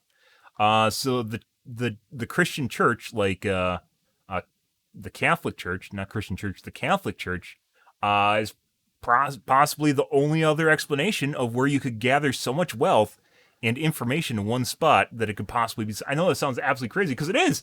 It sounds fucking crazy, but they have funneled so much wealth throughout history of mankind that they possibly could have done. Like you have to consider it the black hole of wealth that would have to be needed to fund a project like this, right? Which means it has to be a first world country or something equivalent of a first world country. And religion is basically the only other equivalency. Not so much anymore because, religion's starting to fall off the face of the planet as science takes over. But like in terms of surmountable amount of wealth, I can only imagine how much wealth the Christian church has, surmounted over history and time. Like, because they're kind of outside of government, right? They've been outside government for a long time. So, like, it is very curious, like, how much wealth they've acquired over thousands of years is basically what it turns into, hundreds of years. That's the only other explanation. And it sounds crazy because it is crazy. But what else is there? It's not China. It's not Russia for the aforementioned reasons. They wouldn't show it off. Or if they did, they'd tell us because they're like, yeah, fuck you, US, you suck. Right? Yeah, look at our dick flying around. It's so big, isn't it? That's such a big dick. But it's not. Like, it doesn't match up with any normal logic, which leaves it to be aliens. Maybe not necessarily little green men, as I mentioned before. Probably not little green men. But in a point where they're just flying around and taking a look at us. And if they aren't saying anything to us, or maybe we can't understand them, I mean, they should be able to understand us, right? You'd assume that. We're pretty basic. We're monkeys. So then it turns into a point of first contact. Maybe like they're told that they weren't supposed to make first contact with us. Like then this goes into further. If we want to start looking at the crackpot theories, like this goes into a further one where maybe they visited at one point and someone or whoever contacted them like set up some sort of deal with them where they wouldn't talk to us until we're ready to be talked to. Or it could be that they have their own criteria for first contact, which I've talked about before, which I assume is fusion. Not fission. We have fission, if you guys know. For energy generation, we don't have fusion yet. Yeah, I want to believe exactly that. It's obviously I'm sci-fi. I'm a sci-fi nerd, so obviously if I have to put aside that motive that I have where I always want to believe in aliens, right? Because it's really fucking cool. And honestly, I think we're going to destroy ourselves if we're stuck on our own planet dealing with ourselves. Like we're going to internally combust. We've talked about this before, but like idle hands is the devil's workshop is 100% true. Where people start stewing about things that really don't matter and about things that may not have such a huge impact just because they want to be diverse and they want to be different from people. Not leading into any real issues, by the way, but where people want to make a name for themselves and like they'll start making a big deal of something that might not be a big deal, depending on what that is. Once again, don't read too much into that. They might try to find a way to, like it's like your parents. I don't know if everyone's parents are like this, but like older people go through this phase on Facebook where they go there and they just argue. And then they get pissed off that everyone's arguing with them when they're the ones trying to argue. It's like where they get outside their bubble and realize people have different opinions, right? And then people start arguing about stupid shit that doesn't even fucking matter. And then people have to like reach the realization that you pick your battles, right? It's not because you can't win it, but it doesn't matter if you really talk to someone, if you convince someone on Facebook who doesn't give two shits, does it really matter, right? It's one of those things. So it's like one of these things where people don't have a hobby. I very much feel people should have hobbies no matter what, by the way. Gaming or otherwise, you should have something where you can sink your mind into something and feel rewarded from what you do. And it feels like one of these things where, the Earth could very much use kind of a slap in the face, it kind of feels like, where we have something that realigns our beliefs and gets us on the same page. It used to be wars did that. Wars aren't something you generally want to fight, but nothing really gets people on the same page more than the eradication of your country. I mean, that's pretty straightforward, right?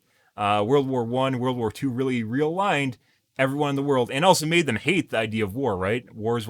It's like Gundam all over again. Wars will definitely lead you to the point where you'll hate war because people die and it's unenjoyable and it's compromising of everyday life. Your quality of life is really going to suffer because at the end of the day, no one really gives a shit about that, depending on what it is. Suffrage is going to be a big deal. I don't know. But like it feels like one of these things where it'd be really nice if we actually got contacted at some point. And it feels like, once again, maybe we haven't met criteria where they're willing to talk to us, which I think is fusion. And if you guys didn't know, we are making some huge strides right now in fusion. With they call it the artificial sun in China, which is the largest tokamak in the world, largest fusion research reactor. It doesn't produce enough fusion where it's actually net positive. We don't have net positive fusion. We can produce fusion, but it's not net positive, meaning the amount of energy we have to put into it to produce a nuclear reaction or a fusion reaction is not enough where it actually produces energy. Like you're putting more energy in to make the reaction than you actually get out of it. So we haven't made a sustainable reaction yet. And then there's another one that's coming up, which is like 75% done. So currently the biggest fusion reactor in the world is in China. But there's one coming up from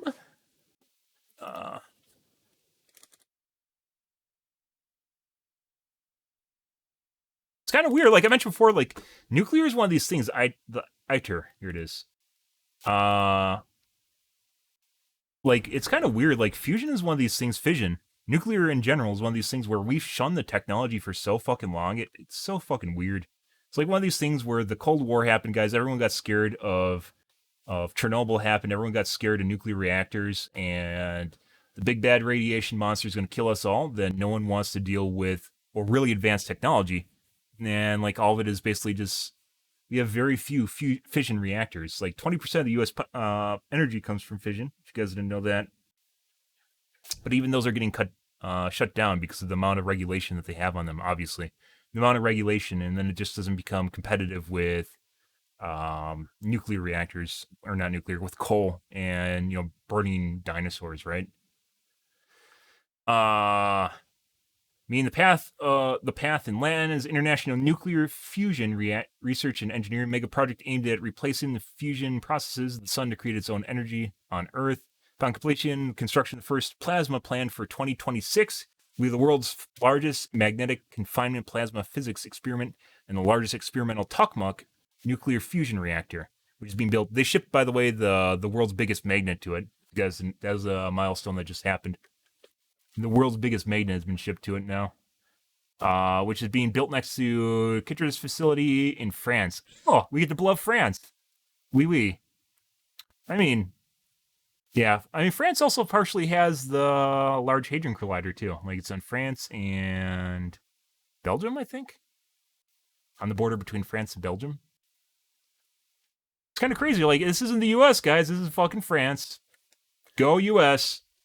We'll build more airships, we'll build more missiles, or aircraft carriers, but like stuff that really fucking matters.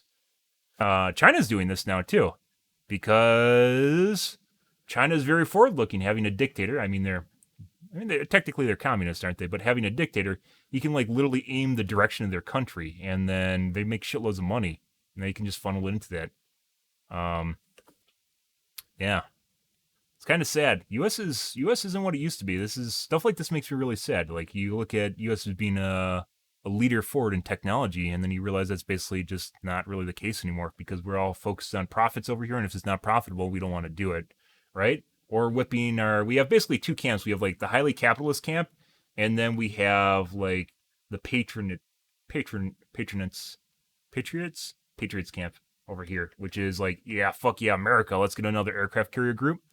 And then like everyone else is kind of divided in between, where they're just like the majority of people that aren't in these two camps is basically in the center here, and that's basically focused around civil rights movements today or whatever they can dig up for civil rights movements. Sadly, Like, I'm a big fan of STEM, which is science, technology, education, and math. And yeah, it's not really a forward-looking direction for really anyone here right now. It's kind of crazy. Purpose of ITER is to demonstrate the scientific and technological feasibility of fusion energy for future electricity generation. ITER's goals are to produce 10 times as much output energy as input for short time periods. Yeah, so net positive. To demonstrate to test technologies that would be needed to operate fusion power plant, including cryogenics, heating control, and diagnostic systems, including remote maintenance, to achieve and learn from burning plasma to test tritium breeding and to demonstrate the safety of a fusion plant. Yeah, so like this is the experiment, guys, where you have to make something giant and cost a shitload of money. But that's the purpose. You think, like, the weird thing about this, guys, is like, even when it comes down to like the Patriot group here, right? Yeah, America. Why is this Yeah America group not like, let's make a fusion reactor for the government, right? For military. So we have 40% of our taxes goes into the defense budget. Why don't we spend it on R&D for fusion? I don't know. I don't know. Yeah. Well, they said that was the joke, was the Large Hadron Collider was going to make a black hole, right? A mini black hole. It didn't. Found the Higgs, though, I think. Unless they changed that again. It's fucking hot as shit, guys. I have to use the bathroom real quick here. I need to get up.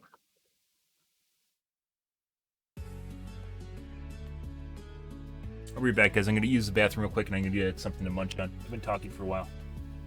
This is pretty cool shit, though. Like, this isn't something from History Channel. This is not something from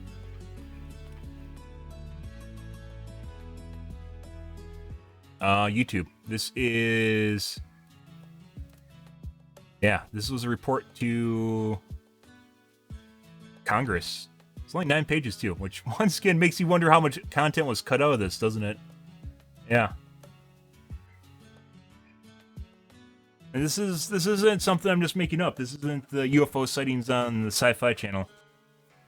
This is here, this is now. Shit. I honestly, like, aliens, if you're out there watching Twitch right now, someone say hi. Please, say hi. Could you say hi? You know, establish a base on the moon for shits and giggles. You know, you need to make an embassy on the moon. I think the moon would be a good place. Just make an embassy up there. Just say hi. You get us out of our fucking sitting in our easy chair down here. So, fuck you, Ooze. Taking my dreams and just crushing them. I'll be right back, guys.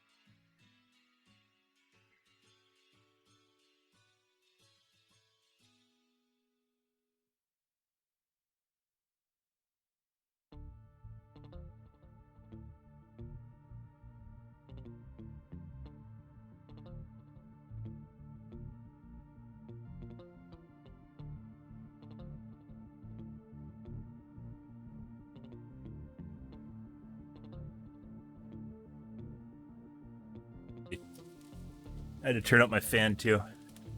It's a scorcher, guys. Yeah. It wouldn't surprise me, honestly, if they have a base on the moon. Because you could have one on, you know, the dark side of the moon, right? Actually, it makes a lot of sense, because anything that's on the dark side... We don't have anything up on the moon. Anything that's on the dark side of the moon, like, we wouldn't be able to see. And you could dock ships over there, and, like, no one would know. Yeah. Basically the side of the moon that's never looking at our planet.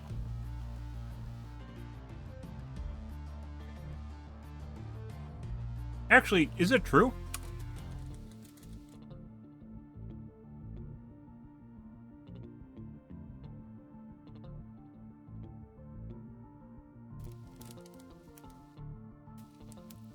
No, it's not true.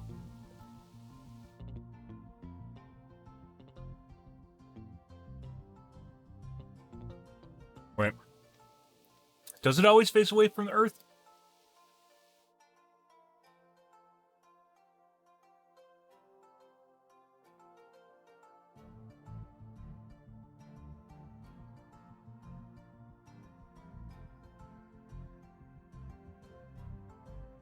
No, both sides experience sunlight, so...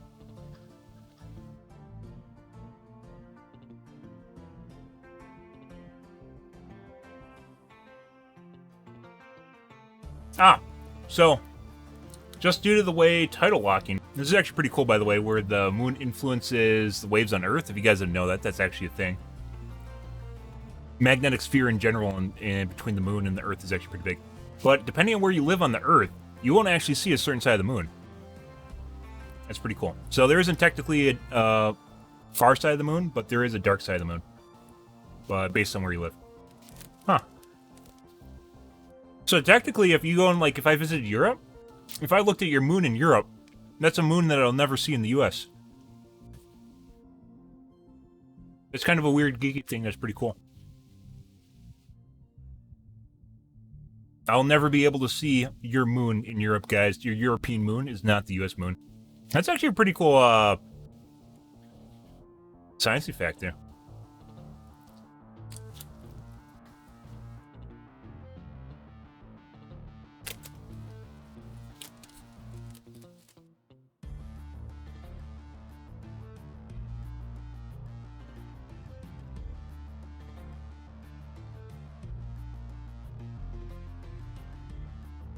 Wait.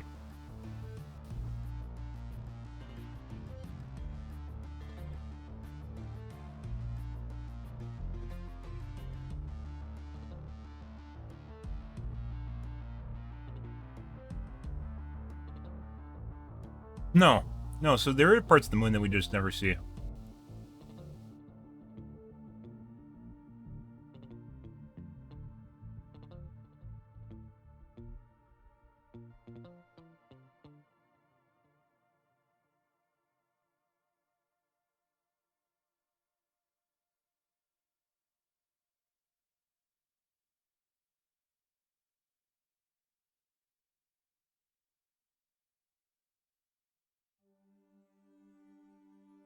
Chengi spacecraft, your first landing on the far side.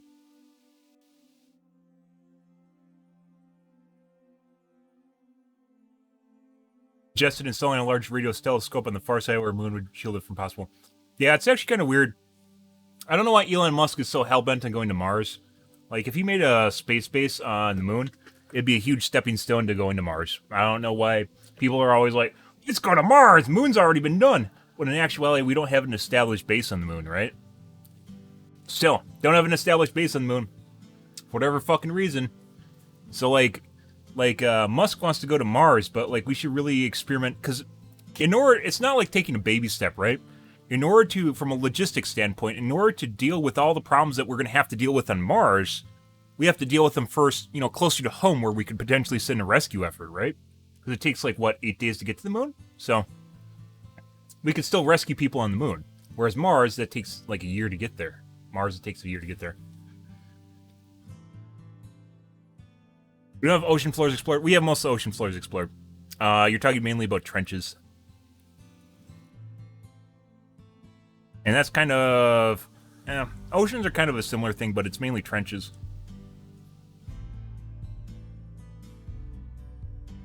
I agree with that, but I'd say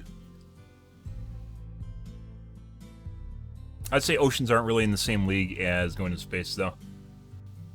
Maybe initially, there's still some pretty cool shit in trenches. If you've seen some of the stuff that they've been digging up in terms of organisms, but nothing like groundbreaking. Just basically everything, the further down you go, just turns into blobs. Kind of doubt there's Atlantis down there.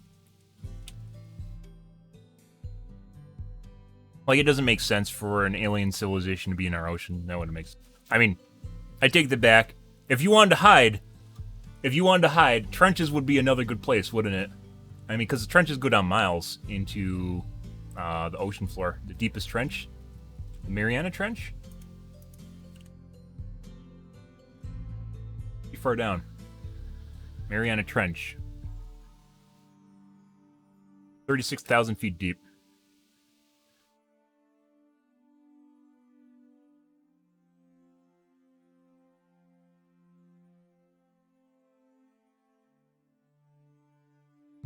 Maximum known depth is 10,000 meters. 6.8 miles. I mean, you could... That's another place that basically we can't go, is the Mariana Trench, so... Yeah. That's pretty far down. So if you did want to hide, I mean, the ocean would be another good spot, wouldn't it?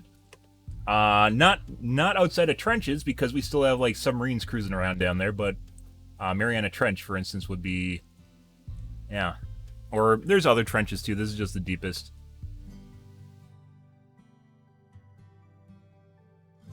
Pacific plate is subducted beneath the Mariana plate. Oh. This might even be a better spot to hide, because there's almost no reason for us to ever visit the Mariana Trench, right? Beyond like some guy in a submarine, automated submarine going down there and looking at stuff and bringing back like some sort of slug that resembles a poo face. And it makes sense. That's true, but like the...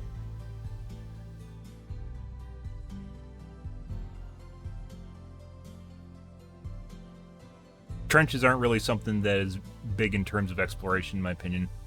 I don't think there's really anything down there. Doesn't make sense. Yeah, I mean, that's the thing, right? It's actually probably more difficult to go down there than it is to go to space. I mean, obviously you have to get shit into space, but like the pressure down there is so significant, like dealing with it. Like getting a person down there is incredibly difficult because of the amount of pressure.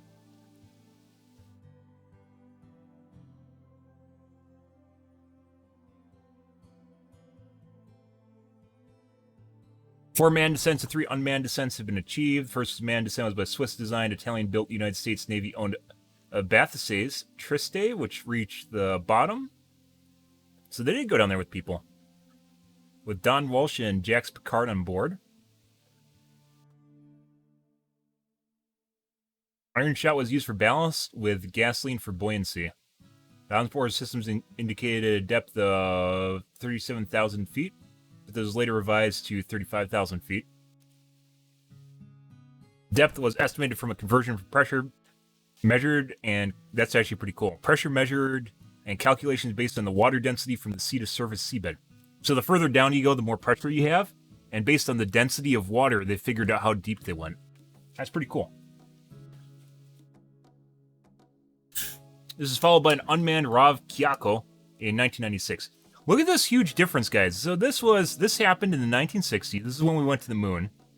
This happened in the 1960s, and then it took us 40 years, and it's not by the U.S. This is Japanese. Maybe Chinese too, or Korean. It's Japanese.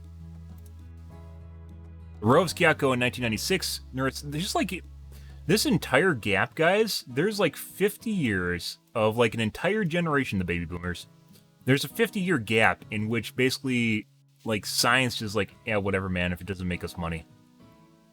And Nearest in 2009. First 3 expeditions directly measured the similar depth of 35,000 feet. The fourth was by Canadian film director James Cameron in 2012.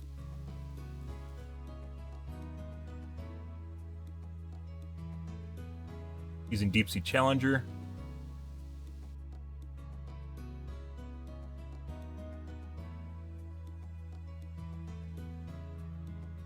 Australia. Home body.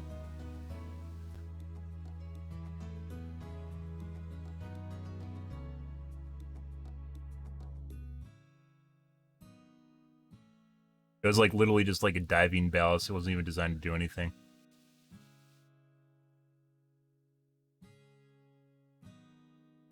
Huh.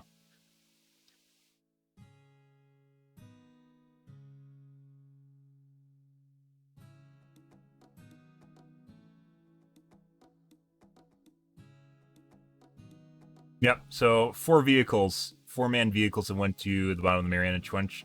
Yeah. Good. Hmm.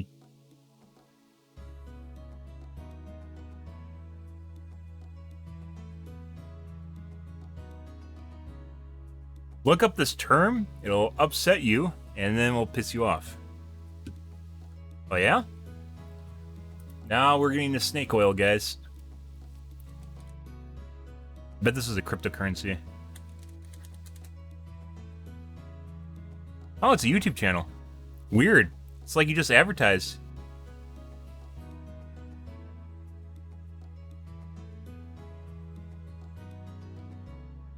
Yep.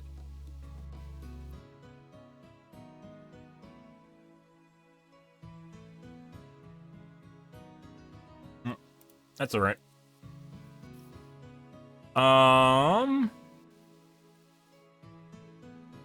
Crucial structural elements such as the backbone and podosphere that are carried by Cameron were engineered by Tasmanian company Finite Elements.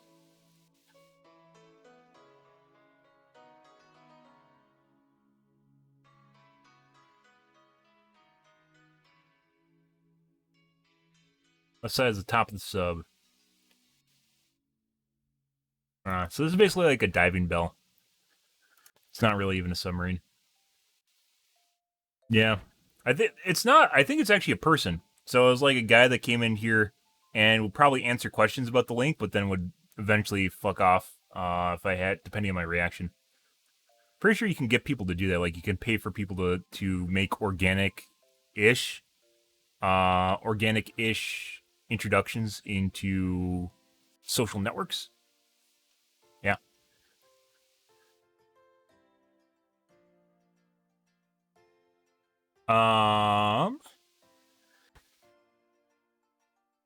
Yeah, spam bots. They're getting. Have you ever seen Twitch bots?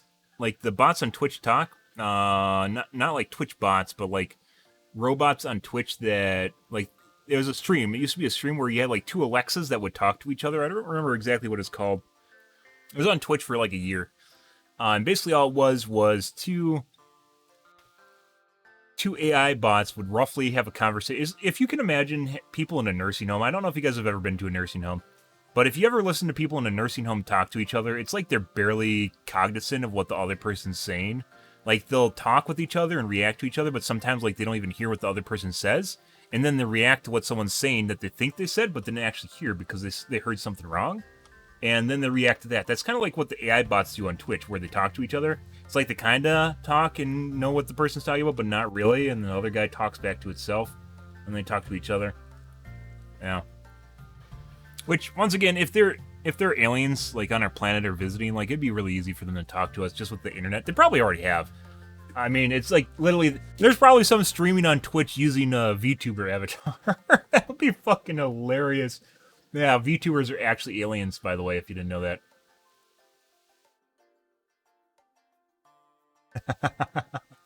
I mean, it wouldn't be that far-fetched, right? You could hide what you look like and it wouldn't matter.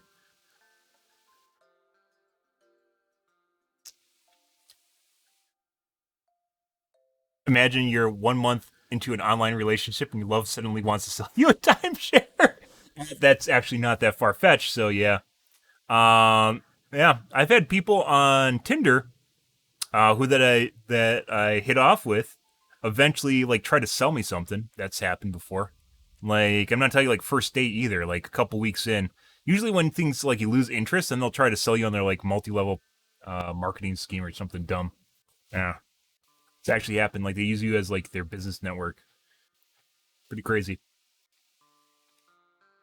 Okay. So, James Cameron.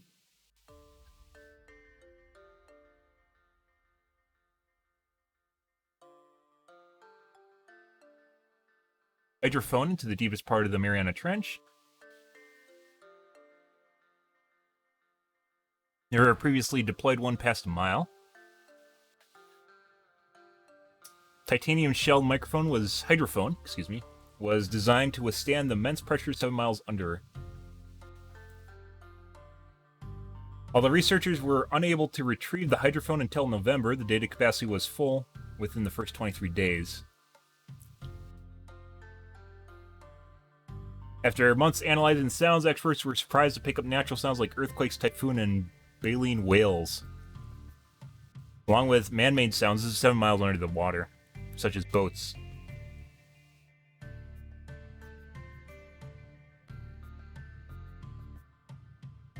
Due to the mission's success, researchers plan to deploy a second hydrophone in 2017 for an extended period of time.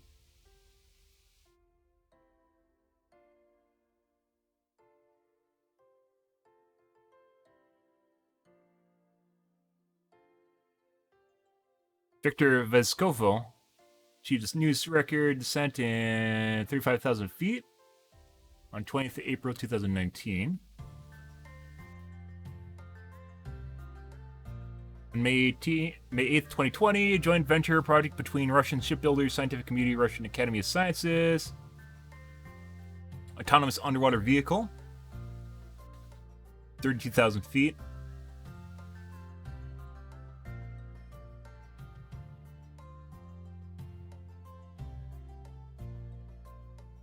On 10th of November 2020, Chinese submersible Dusi reached the bottom of Mariana Trench, 35,000 feet.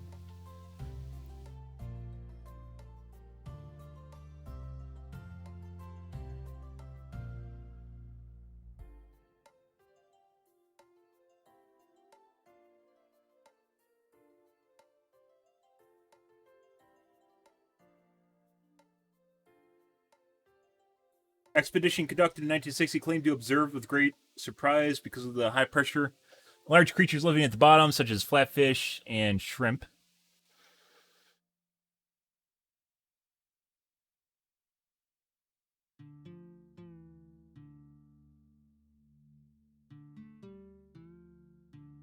Many marine biologists are now skeptical of the supposed sighting of flatfish and have suggested the creature may have been sea cucumber. If you look at like some of the stuff that they're floating down there, like this looks like an actual submarine that can move around.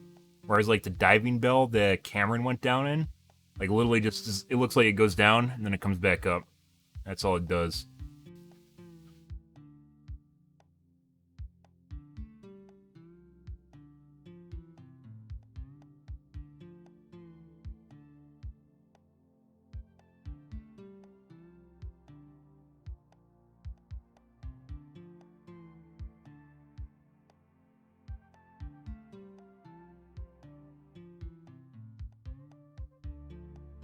Among other living organisms, gigantic single-celled amoebas with size more than 4 inches. An amoeba that's 4 inches, guys. That's like that. Belonging to the class Monomonolith that were observed.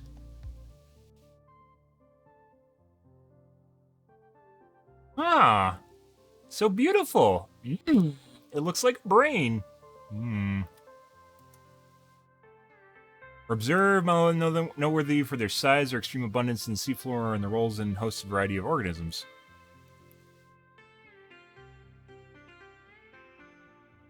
Eelfish.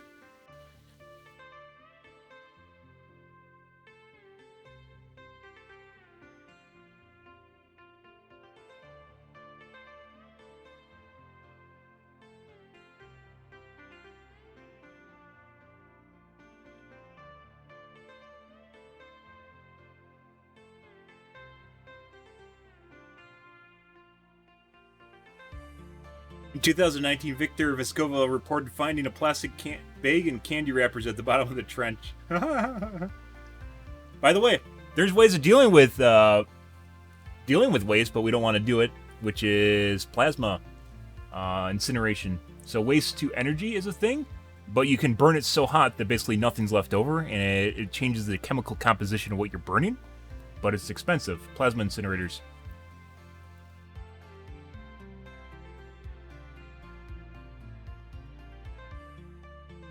Plasma arc gasification is actually a thing. Like, we actually have a clean way of getting rid of waste, but we don't do it because it's too expensive. Well, not too expensive, it's relatively expensive. It's mainly, like, they produce enough energy, because when you burn something, right, you can power. They produce enough energy where they can actually be net positive, but we don't do it because they're too expensive to run. And this has been around for decades at this point. Advantages, disadvantages, commercialization.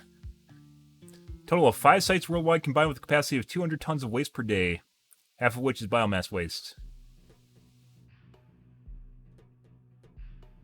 Energy recovery from waste streams using plasma gasification is currently implemented in a total of 1, possibly 2 installations representing a treatment capacity of 25 to 30 tons per day of waste.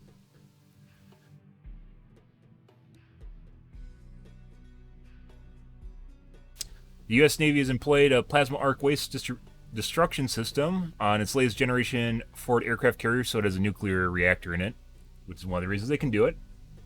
Compact system is being used to treat all combustible solid waste generated on board the ship after having completed the factory acceptance testing in Montreal. Yeah, so this is new. Apparently they're putting on aircraft carriers because they have fission reactors, excuse me.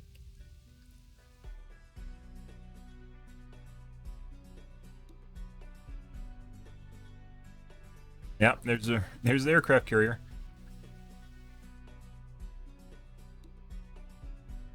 Most of these are research.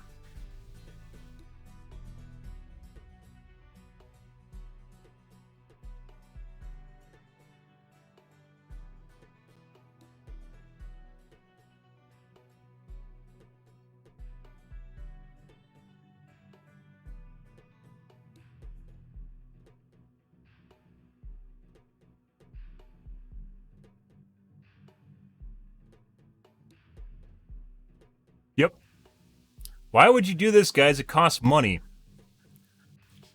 It's a good way of destroying stuff, you know, like shooting missiles to the sun. This is a lot cheaper than going to the sun, by the way. Yeah. It's a good way of destroying stuff that you don't want, but apparently we don't care. Like, this isn't even recycling, because recycling actually is, at some point, it's actually more expensive to recycle than it is to produce new, which is why you have weird things. I think aluminum is actually more expensive to recycle than it is produced naturally. Not naturally new. There's a couple things like that. It's actually it's negative from a cost standpoint to recycle. But, I mean, depending on the cost makeup, you could justify burning stuff rather than recycling it, right? Incinerating it. This isn't the same thing as waste energy where you just burn it.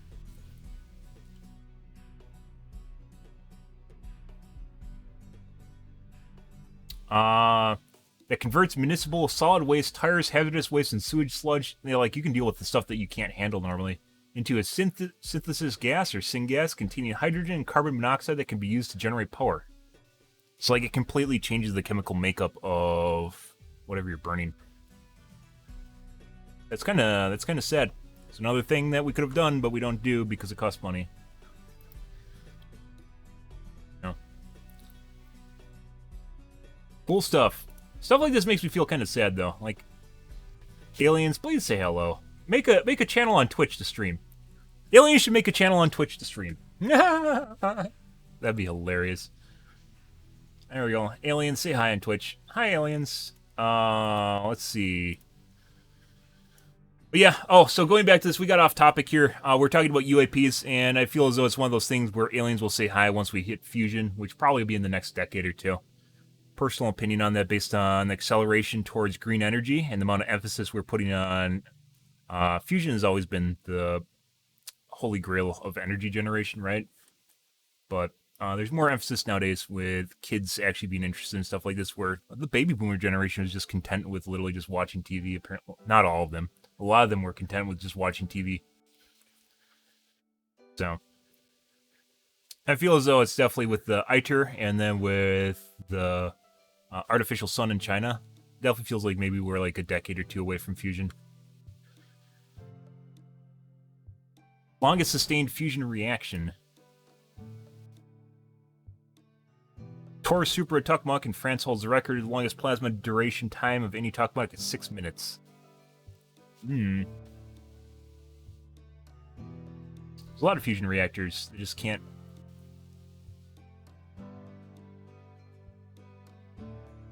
They aren't net positive. World's largest nuclear fusion project. You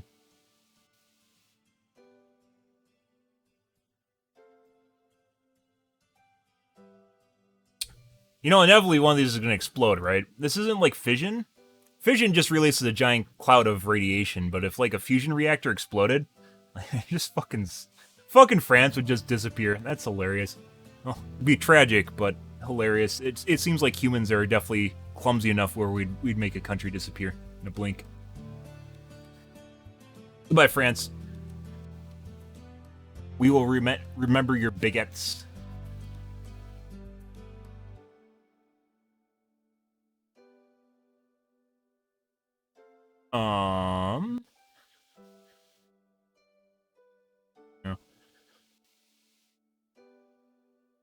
Yeah, UAP report. I was going to look for if there's a different take on the UAP report. Let's see. UAP report. 8 takeaways from the government's big UFO report. CNN.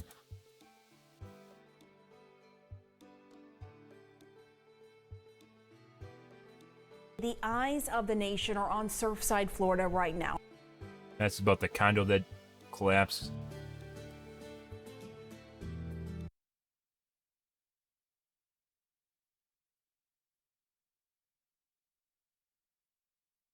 CNN, on Friday evening the U.S. intelligence community released something remarkable, an unclassified report to Congress of unidentified aerial phenomena, UAP, aka UFOs. Which is a big deal. Especially when you consider that, for decades, the American government totally denied the existence of flying objects that they simply could not identify or, in some situations, explain. The 9-page report isn't exactly an exhaustive study of UFOs, nor does it confirm or debunk the existence of alien life.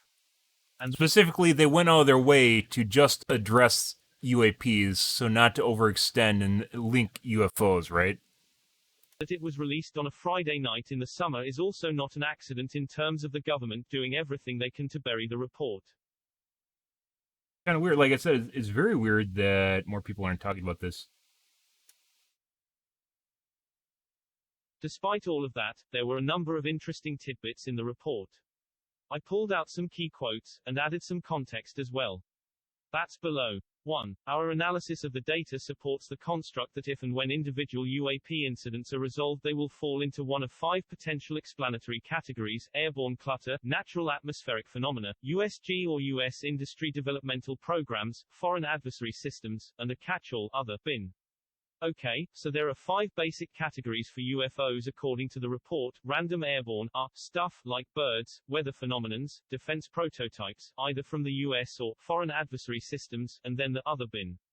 And, yes, I and the rest of the world am most interested in the other bin. 2. After carefully considering this information, the UAPTF focused on reports that involved UAP largely witnessed firsthand by military aviators and that were collected from systems we considered to be reliable. The UAPTF is short for Unidentified Aerial Phenomena Task Force, of course. There's nothing that the government likes more than acronyms. And what this line says is that the task force decided to give precedence to UFO reports, witnessed firsthand by military aviators. So not a blip on the radar. Which is rightly read to mean that these reports are serious and B, credible.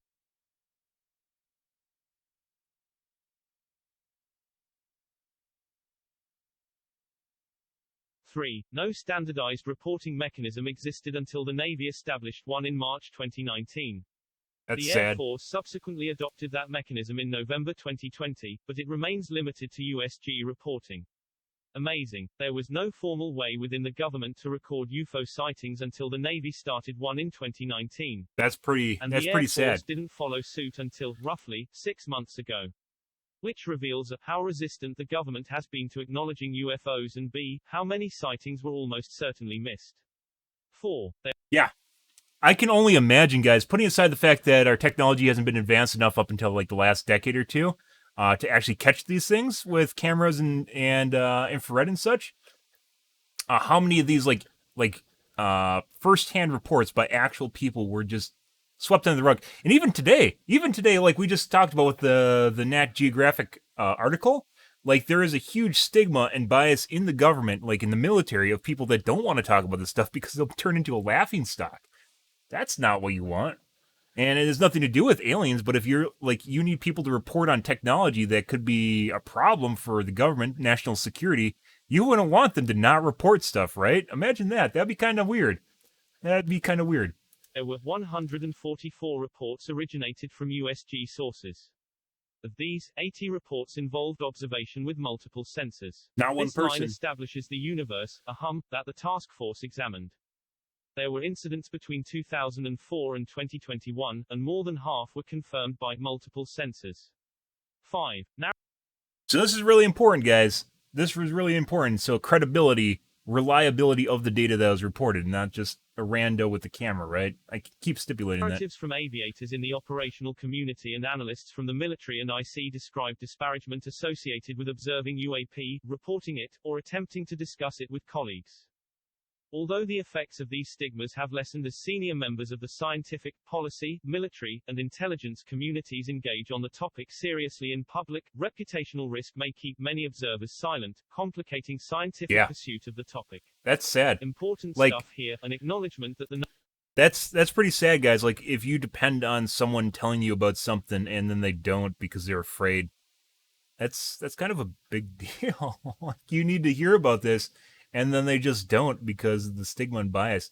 Like, this is actually an example of kind of incompetence within the government, if you think about this, guys. So, putting aside aliens, let's completely throw out aliens, little green men, extraterrestrials, just completely throw it out. If you look at this purely as something that could potentially represent a risk to the military, to national security, to the security of our country,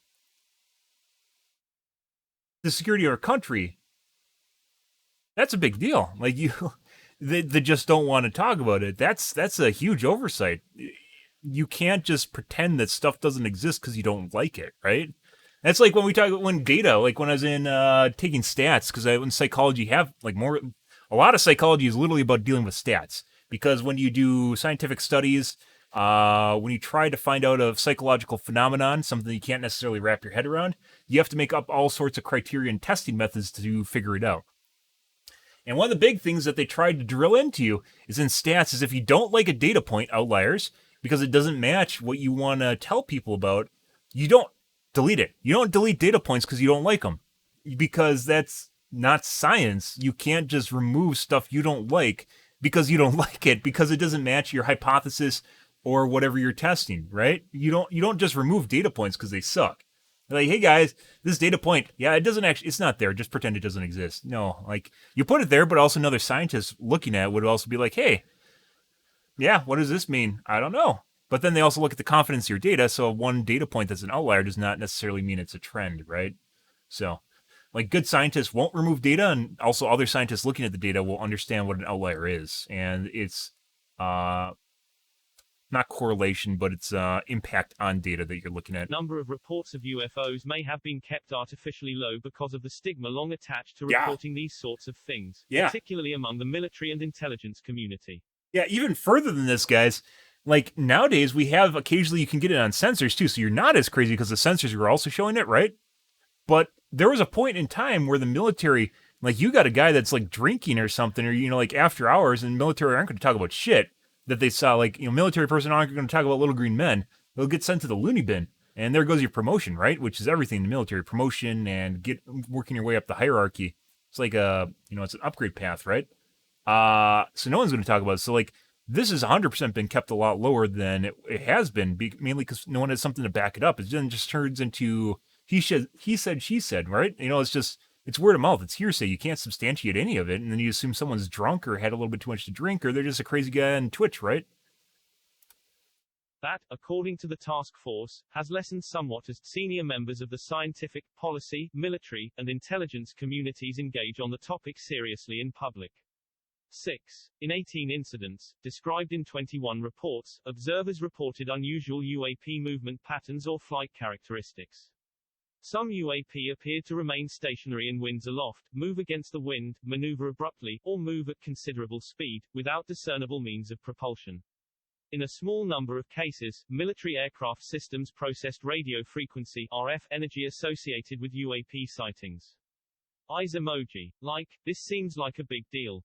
A total of 18 incidents where UFOs appeared to remain stationary in winds aloft, move against the wind, maneuver abruptly, So that's or whoever's move at writing this considerable article. speed, without discernible means of propulsion.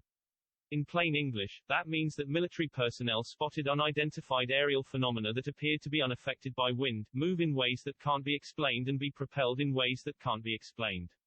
Which is very, very interesting. 7. With the exception of the one instance where we determined with high confidence that the reported UAP was airborne clutter, specifically a deflating balloon, we currently lack sufficient information in our dataset to attribute incidents to specific explanations. So, one time the thing that people thought was a UFO was a deflating balloon. But, all the other times the military and intelligence community can't explain what the heck the UFO actually was. Which, again, big deal.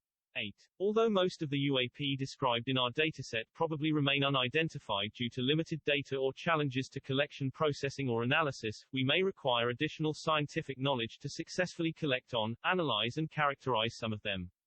Most of these episodes remain mysterious, according to the report, because there simply isn't adequate information on hand to explain them. Then, however, there are some incidents that may require additional scientific knowledge to successfully collect on, analyze and characterize some of them. Like, advanced science beyond our current capacity. Interesting. Yeah. Very much so. That was basically someone reacting to conversation.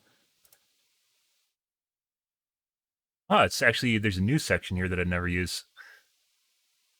National Geographic we looked at. No, this is a different one. This is older. No, that's right. Pentagon doesn't rule out extraterrestrial explanation in the UAP. Yeah, that's actually an important takeaway here, guys, is they don't say that they aren't aliens, just that they don't know exactly what they are, right? It's leaving it open-ended because you have to leave it open-ended. You can't just say, no, I don't like that, right? Like we talked about outliers. No, I don't like that, guys. No, I don't like those outliers, right? Yeah.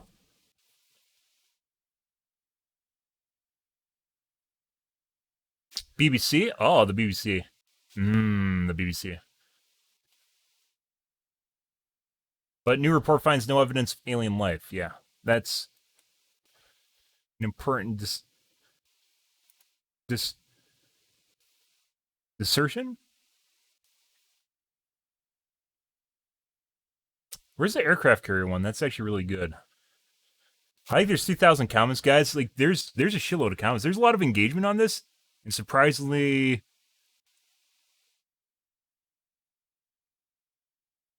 how much dollars is wasted on this? Wow. Nothing. That's actually one of the problems, is like no one took it seriously. Give it a break. Perhaps get rid of us of MAGAs. Wow.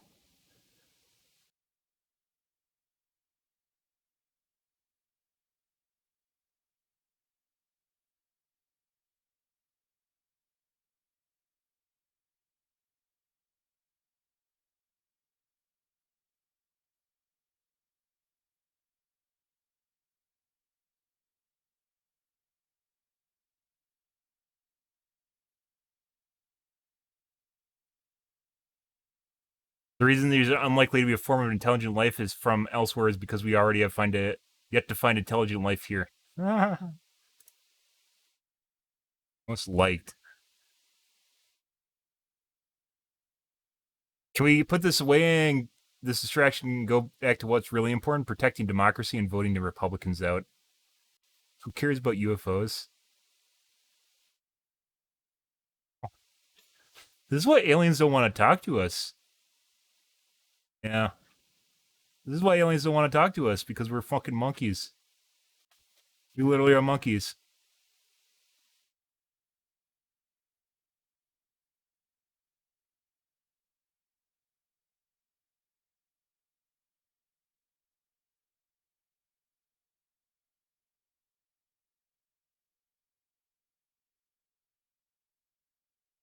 Maybe Yellowstone of the Galactic Service, where aliens drive through, don't approach or feed the animals. I said the same thing. Talking about that, I'm pretty sure we're part of like an alien wildlife refuge, where they go and snap photos, but they don't actually interact with us. It makes a lot of sense if you think about it. There's no way that there aren't aliens just cruising around. And we're probably part of some wildlife refuge where we aren't yet of age to contact. So we're like protected status or something. This threading really sucks on this website.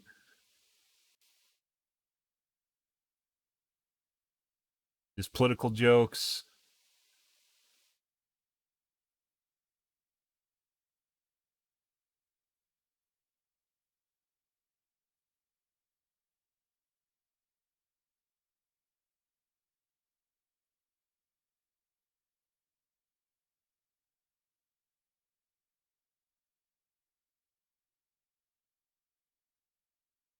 Perhaps it's due to growing up in the original Star Trek era, but I find it remarkable that I can find nary a serious response in the comments to this story. Yeah. Yeah, what is this? What is this, like subterfuge? What is wrong with people? Like, this isn't like some Yohu on YouTube. This is from the government. I find it extraordinary the government is admitting to finally that there are things out there in the airspace that not only act in ways our technology cannot match, but cannot be explained with their understandings of physics. I find it mind-boggling that the implications of this report are generally being brushed off by the public. Yes. I suppose the government does have some technology disadvantage, which is highly unlikely because if they did, they'd be ruling the world. But let's say they did, the fact that the government has this technology that involves a whole new paradigm of physics and technology unknown to the general population is just a big story as if there were aliens, but no one seems to care either way. Yes, it is. Yeah. Imagine that there is a government or agency that has stuff like this, guys. We could be leaps and bounds ahead of where we are. We could be in space. Who cares if it's aliens? If we have this sort of technology, this is a disservice to our entire country that it's not commercialized and actually like reaching, like the implications aren't far reaching where we reach maybe a demilitarized, not as good version for the public, right? So let's imagine it's not aliens. This is a great take, by the way. It's not aliens. It's not extraterrestrial. It's not China. If it's the government, if it even is our own government, guys, people should want this, right? Like, you should want your flying fucking car, shouldn't you? Or are you so fucking fat because of Netflix you don't give a shit? Like, people should want the ability to fly around their self-driving car. Why wouldn't they want that, right? This is actually a fucking amazing take. It's like, if this is the U.S. government and they do have this technology, why isn't it more accessible? And I don't mean like the military version of it. That's like 100 times better. If you guys know how the GPS works, let's cover this first. If you know how GPS first came around, where you have satellites in space that can pinpoint your exact location on the planet, what happened is they brought the technology down to the public. There's a public version of GPS. And what they did is it was so accurate, like it's insane. GPS itself is insanely accurate. They had to dumb it down so that it couldn't be used for a weapon. So it's only like accurate within like 30 feet or so, which is still insanely good for just a random person, right? But it's not like military level GPS, but they brought it down and made it accessible to the public at the same point, but it's still there. The technology in its form is still there and very helpful, right? You going around with Google Maps, I don't think no one here should be able to justify why GPS isn't useful to them. If you've ever driven around with Google Maps or any sort of mapping software, you should understand why it's good, right? It should make perfect sense to you, but a lot of people, like, just, it completely just blows their mind. What is that? Why don't they care about this thing, right? But this is actually hilarious. This is what I was looking for, by the way. It's like someone that takes like an objective look on things. It's just as big of a story if we had this technology and it's just not available to us, right? This is actually a big deal from a personal standpoint for you as an individual, for your day-to-day life and everything you do in the world, where we're still depending on aircraft, like flying around, like jets and, cars. Like pretty much everyone uses a motor vehicle. Boats, super fast transportation, like bullet trains. Like we don't even have that in the U.S. Like, this should matter to you, but it doesn't. It's actually insane. This is beyond asinine. It just shows you kind of like how much animals people are. Is the fact that they can't take something like this seriously. Just like, even if it's not aliens, it doesn't need to be aliens, right? Then you should want it regardless of whether or not it's aliens, right? I have to admit, I'm pretty much stunned by the general nonchalance of the public that the government is admitting that there's something in our skies that technology renders our planet basically defenseless, and they have no idea what it is or what to do, or who is behind it. Yeah. Like, they could punch a hole in all of our fucking warships, and it wouldn't matter. And everyone's like, it doesn't matter, man. Just get this guy out of the government. He really sucks dick. Yeah, like, this is actually, like, the only thing that we have going for this right now is the fact that they aren't hostile, right? Whatever they aren't hostile, because if they're hostile, our shit would explode. Seemingly all of our shit would explode just based on what kind of military advantage they seem to have. So the very fact that no one cares that basically we are caught with our pants down, that's another. So, like, remember how we're talking about our groups? We have our capitalists here that only care about money. We have our patriots over here. They're like, yeah, man, shoot the missiles, make the guns, right, over here. Why isn't this group rallying behind the fact that there's something that literally could just blow up our entire everything? And they don't, what? So where is the pride of this group? Where is the patriots? Yeah, man, America #1. Where's that group? Why don't they give a shit? And these guys only care about money, so it really doesn't matter to them. And then you got the people in the middle there trying to do their social justice issues. And, like, where are those people? Like, why isn't that a thing? That's crazy. I don't understand. Yours is the first cognate comment on this thread, and general lack of curiosity amongst sophisticated readership of this publication is a sociological curiosity that bears study in its own right. The U.S. government has used ridicule to quell inquiry into the events surrounding UFOs, UAPs, for so long that it's become the dominant cultural meme to which the vast majority immediately turns the moment the subject is raised. I suspect the existence of technologies and intelligence that dwarf our capabilities is deeply discomforting to a lot of people, and this being America, there's a substantial contingent that see demons everywhere they look. The U.S. government is in possession of literally thousands of classified reports, and dispensation of one of which is described by Chuck Yeager in the video I linked above. Chuck observed discs land on a restricted Air Force base in broad daylight. As happenstance would have it, there was a camera crew present whose task was to record test flights of advanced fighter aircraft. Chuck directed them to the film the landed craft and follow it on camera after it lifted off and ascended out of sight. Chuck used his rank as senior officer to get the film developed overnight and forwarded a report to the incident to the Pentagon. The orders he received were to classify the encounter, to place all observers under restriction, and send the film reel to the Pentagon immediately.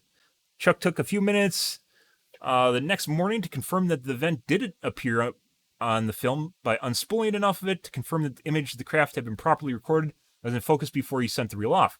When Chuck inquired as to the disposition of the film, he was firmly rebuffed and reminded that he was subject to security regulations and was never to speak of the incident again. Those familiar with Chuck Yeager's iconic "the right stuff" demeanor will be used by this matter-of-fact recounting of the incident. Do a quick Google here. So this is a guy. This is a guy straight out as an aircraft pilot.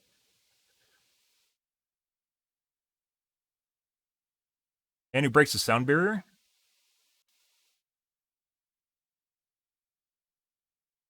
Chuck Yeager on UFOs. I never drink before I fly.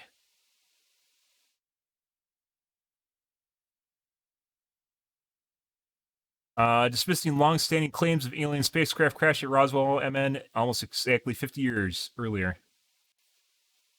So this is from Chuck Yeager. First man to break the sound barrier. Like actual aircraft pilot.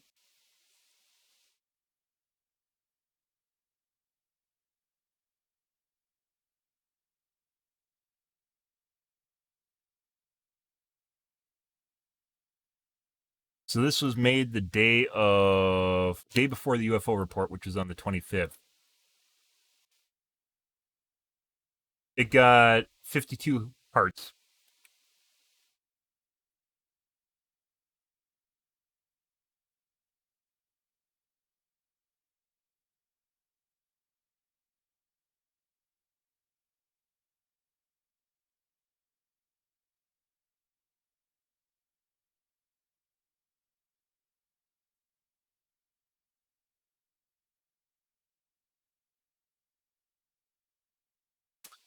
U.S. test pilot broke the sound barrier dead at 97. Okay, so that's someone else that manages his account.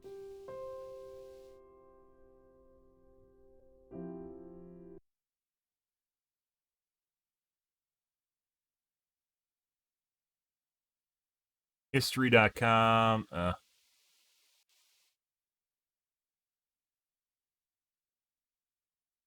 Governor explained it, rapidly maneuvering lights as a weather balloon. Experts say that they're still using weather balloons.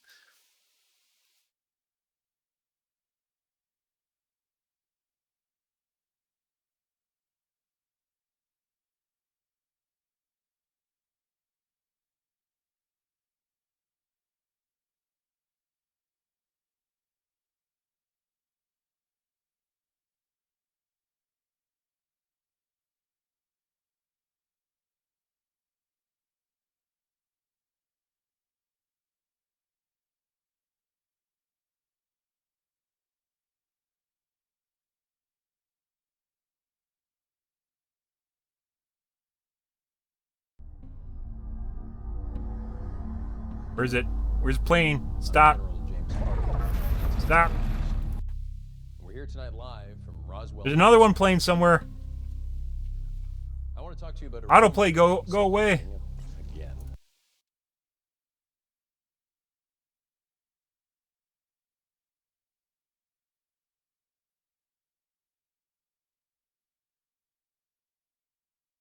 The incident, which still lacks an airtight explanation, involved a 27-minute air encounter between veteran World War II fighter named George F. Gorman and a mysterious white orb at high altitude above Fargo, North Dakota. Never seen anything like it, Gorman told a local newspaper following October 1st, 1948. If anyone else had reported such a thing, I would have thought they're crazy. Yeah, even today, where we're getting on film now, and people just think they're crazy.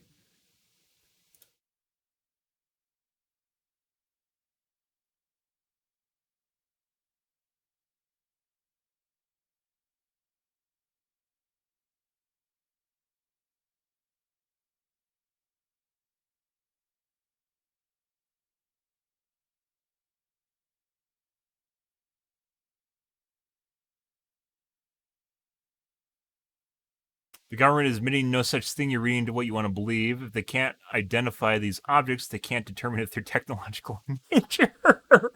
Yeah, you see that here. That's nothing. That's just gas from a swamp.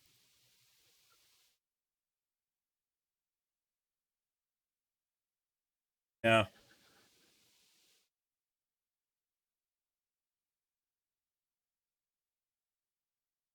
How we even recognize aliens if they look different from ones popularized in old sci-fi magazines? Yeah. It wouldn't surprise me, honestly, if they're doing, like I said, alien wildlife refuge guys. Very much just kind of seems like the go-to. The visitors wear costumes. It's like Men in Black shit, unfortunately.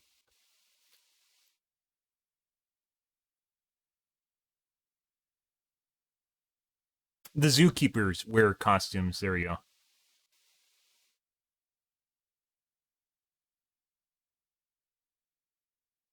And then it turned into politics. Warren, sincerely.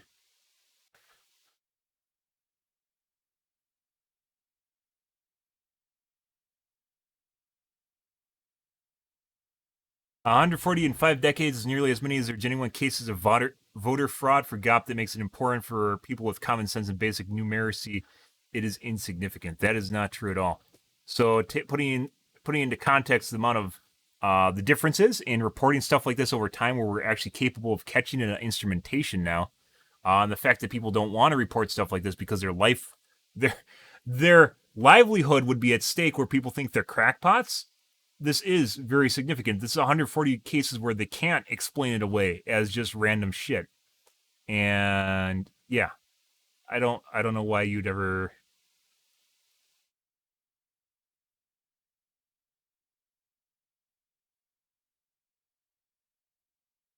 put that down. This is kind of weird.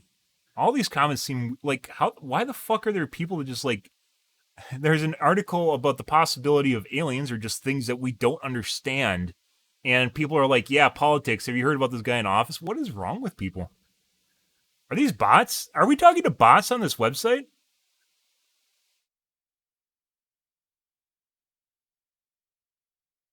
I don't understand. Are we probulating that? No. We're basically talking about literally the reactions from people are literally talking about politics. Nothing to do with the article. Comments are now closed. Aw.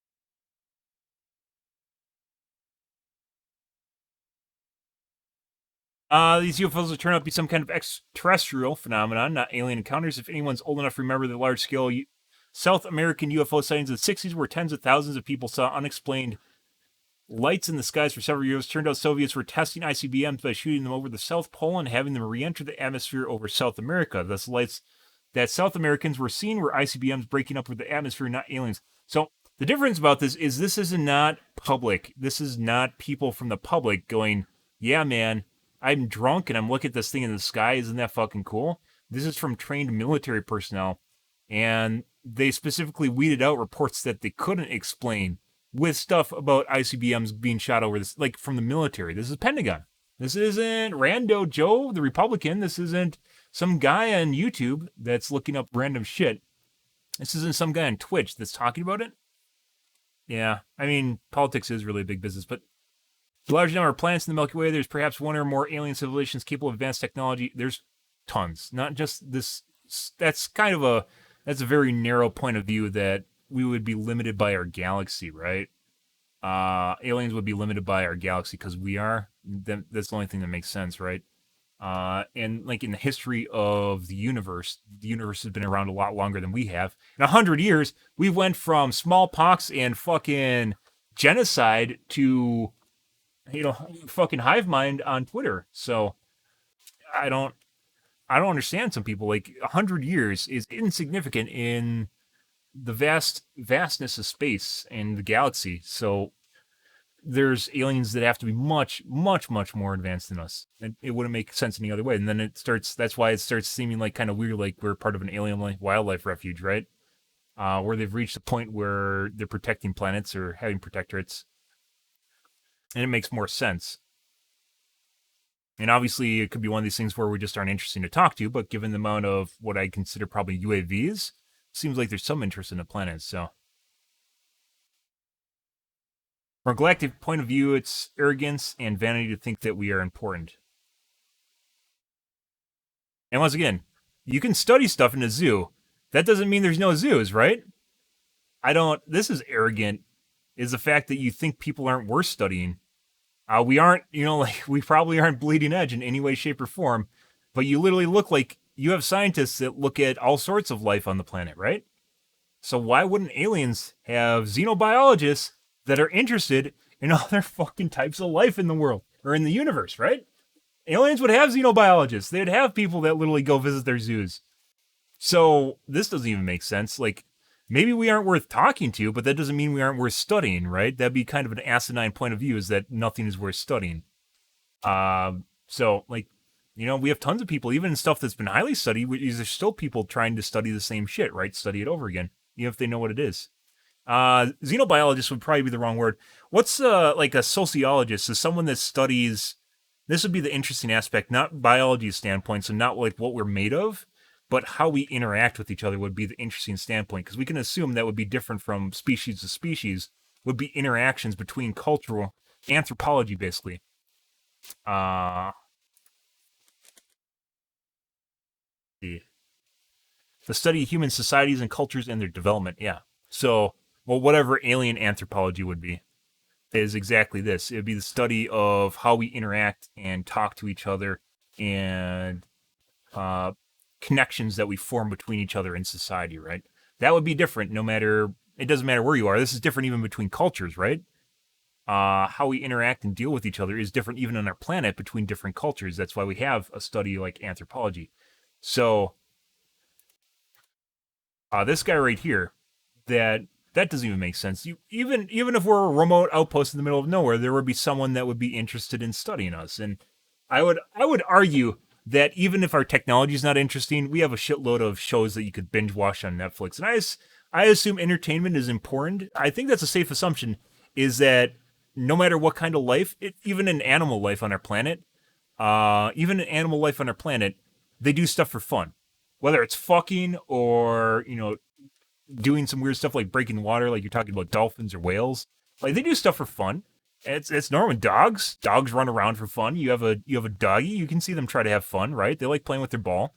So it would be kind of asinine to not assume that someone would want to study what we do for fun, or it might even find what we do for fun hilarious, right? Because we have all sorts of entertainment that it's probably one of the biggest things that we're good at producing is entertainment, no matter where you are. It's one of the ways we keep each other busy is with entertainment. Bonobos, yeah.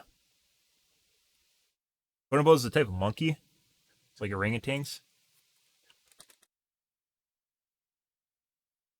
Bonobos, animal? Bonobo.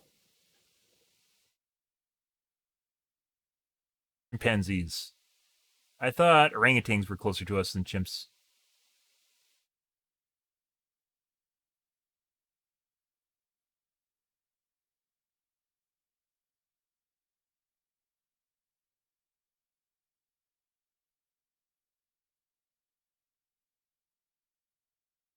Yeah. I mean, if you consider us like monkeys, so this kind of sounds like a good way. This kind of sounds like a good way of writing it off. Like there's no way they would visit us, and I don't think that's true at all. I think if you're a technologically advanced civilization, you are interested in studying things around. Well, depending on your civilization, you are interested in learning about things around. That's like part of becoming advanced. Like the mindset, the critical thinking mindset that you have to go through to become advanced is by studying things around you, right? And I assume there is some sentient civilization that's interested in studying monkeys, right?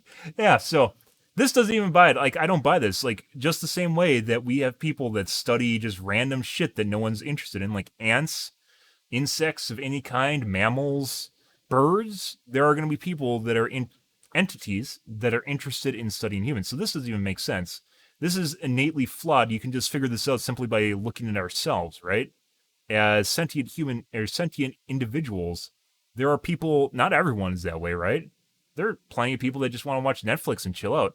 But there are plenty of people that also are willing to become scientists and study things. So, like, even if you don't have an entire species that wants to visit us, you'll have some people that are still interested in, like, studying us. So, this isn't right. This isn't right at all. To assume that we have nothing to offer is not completely correct. We might have nothing to offer in terms of, like, trade or economics, military, but then you still have like how we interact with each other, right? That's a difference.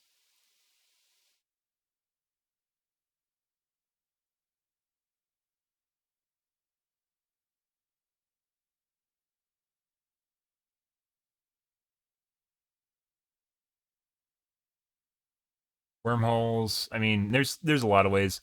I wouldn't even begin to hypothesize on what sort of alien technology people have. And I'm sure it's different, or what races have, what species have. But I certainly would be different depending on just like with how it differs on our country or on our planet. Different sects or different countries have different levels of technology. So it's not even worth talking about. I assume any spacefaring race is going to be much more advanced than the U.S. or the world. And then people are like wormholes, and there's like, oh, there's no way it's wormholes. Like you can't even begin to immediately prove or disprove whether or not we could travel by wormholes because we can't even get into space. Well, we can get into space. We can't really even travel anywhere.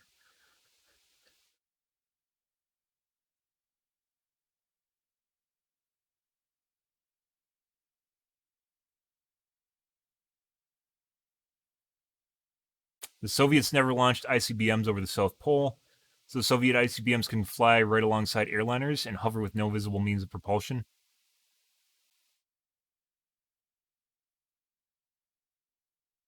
Covering vast interstellar distances are only extremely unlikely if you believe in our understanding of physics and the universe is complete or nearly complete. Yeah. Yeah. This is probably one of my favorite things, by the way, is with sometimes scientists even do this, is they assume that what you know is the kernel. Some people have this problem too. What you know is the kernel of truth and is the embodiment of all known knowledge ever created. Yeah. Yeah, basically you're God. If you didn't know that, guys, you're God. Yeah. Yeah, that's the way it works. You're God. Yep, there's no unknowns. You're just God. Omnipotence. And that's also hilarious, by the way.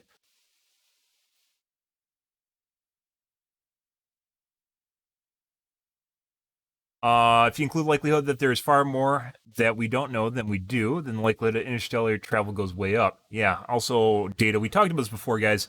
When you basically, the advent of data recording basically has made it so we are basically not invincible, but rather there will be some semblance of our civilization long after we're gone because of data. And data can become corrupt. But somewhere, even if our planet explodes, guys, somewhere a fucking alien is going to find a hard drive with porn on it. That's just the way it's going to go. Because, like, we record everything, and data basically makes it is data is forever, right? It's one of those things like, there's a joke about you going on the internet, you're not going to go away, right? When it ends up on the internet, it's just there forever. That's basically true, is there is going to be data forever. So even if our civilization is gone, long past the sands of time, even if our civilization is gone, we are going to be here because of data, because of hard drives, because of SSDs.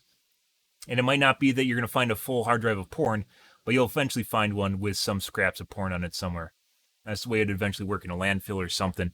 It doesn't make sense. Like, we reached the data age, and once we reached the data age, we basically became immortal, I guess you could say. Not as a person. I'm going to disappear. I'm going to live maybe, if I'm lucky, to 80 or 100. I live to 80 or 100, but anything that I put on a hard drive is basically immortal for the most part, unless, it gets deleted. Yeah. But even then, even if stuff's deleted, it leaves traces, as everyone knows. It leaves traces, which is why you have to delete stuff multiple times. But the whole idea that our civilization is essentially immortal because there's going to be bits and pieces of us left everywhere. Even if we disappear, we have so much shit. Our imprint on the world is so big that even if our civilization disappears, just like we found, like the Rosetta Stone and stuff like that, even if our civilization disappears, there's going to be someone somewhere that is literally going to find data, which will describe a lot about who we are and the way we live. Like anthropologists or archaeologists will be able to figure out a lot about us just by data. So, like, once you reach the data age, this becomes an issue of, in terms of the galactic, the longevity of the known universe, even if we disappear in 1,000 years, there's still going to be data here for hundreds of thousands of years, just somewhere buried in a trash heap somewhere. You're going to find a hard drive full of porn. It's just the way it's going to be. And they'll be like, oh, these guys love porn. And we're like, yeah, we love fucking. Right?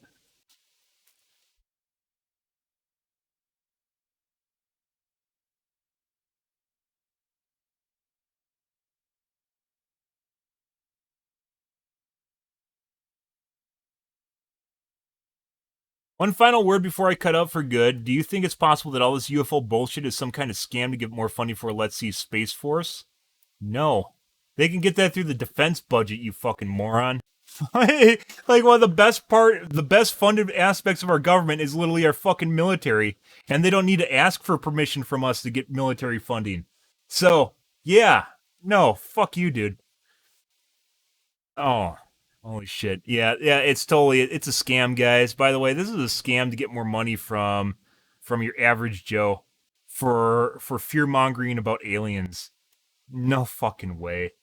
No way. No fucking way. The only thing aliens have ever been here simply doesn't understand basic physics. Oh! Speaking of which, guys, this is one of the people This is one of the people that understands everything about the known universe, by the way. This is a guy, this is a god. He knows everything about physics from, if you can imagine us development standpoint of humans, obviously we know everything. So he knows if you have a basic understanding of physics, there's no way aliens visit us. Yeah. Trillion of miles away, there's no reason to assume the closest planetary system and harbor life advanced enough to interstellar travel. So, like, remember before automobiles, guys, when people used to have to ride around horse carriages and they'd have to spend days going to town just to sell their milk or cheese or shit? Yeah. Yeah, we drive around in cars. We can fly around the globe. We can go to space. You can even go to space as a tourist. This guy's a fucking moron, too. I hate people like this. I really do. It's like, this is like such a huge crutch when people try to pretend that there's no way stuff can exist because his current understanding of the world is literally the only way the world can be ever understood, right? Yeah. So close-minded. Like, if you believe in science, right, which assumingly a lot of these people, the naysayers, do, if you believe in science, how can you discount stuff like with our outlier, with our data points that don't really match up with what you want? If you discount science, or if you're into science, how can you discount the possibility that you don't understand everything, right? Like, this goes into a logical argument, guys. If you are a scientist, how can you as a scientist decide that data points don't matter, right? Just because you understand something, how can you decide that you know everything, that you will always know everything, that there's no possibility that things exist and like we're just describing it with our own like our own facets with our own knowledge that's available to us? Yeah. But I mean, that's the basic levels. Even if you don't believe, you don't need to believe. You just need to not discount it, which is what the UAP report was. The UAP report was worded in such a way that there might be aliens, but there also might not be aliens, but rather they looked at stuff from an objective standpoint, that there's stuff that we can't explain that may represent a risk to national security. Therefore, we should take it seriously. Right? And this goes a step further, where this guy's like, this is a non-believer. You don't understand basic physics. But our physics are literally based on what we currently know. And I'm not saying like God, this isn't an argument for God.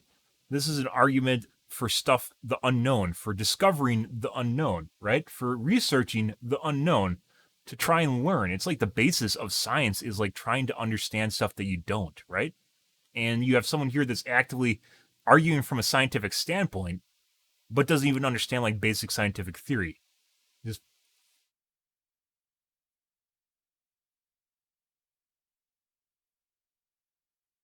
percentage of light emitted from the stars reach us is minuscule, therefore it's impossible to see enough detail on the surfaces to know if they're worth visiting, therefore no alien species would be able to know what Earth is worth traveling trillions of miles to visit. Oh yeah.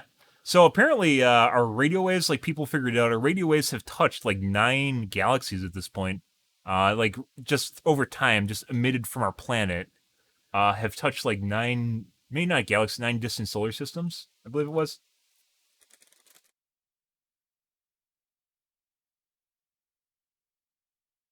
Dozens of stars.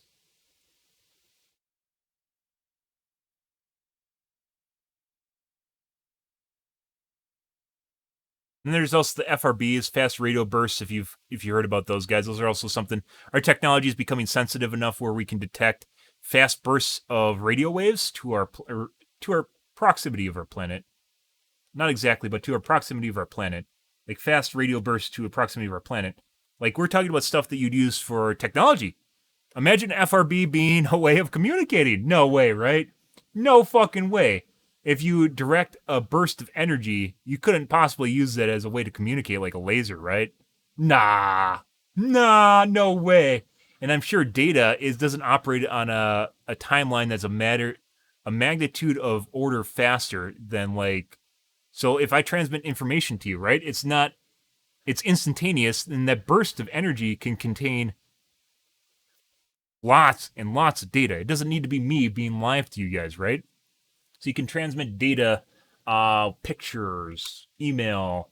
It could be an extraterrestrial form of email, right? FRBs are a really big thing, and like we've only recently gotten to the point where we can detect when they're happening and aimed in our general vicinity, and that's a really big deal. Once again, not always explained, but then there's the going theory on FRBs are they're generated by was it a magnetar? It's basically like a sun or star that turns into a really dense magnetic field is producing like random waves is what they're going with now.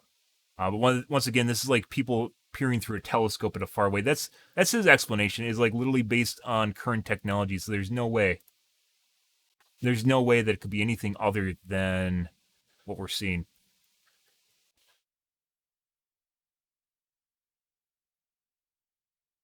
In science fiction stories, spacecraft routinely exceed the light of speed. But the speed of light is a constant that, according to Einstein, no object measure of mass can ever exceed. Yeah. Thanks, Einstein, from the 1940s.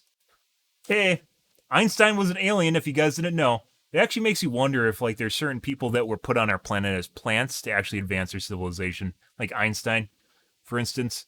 Yeah. I like this guy's going theory, by the way, because Einstein said so, this can never happen. Yeah. Thanks, Einstein.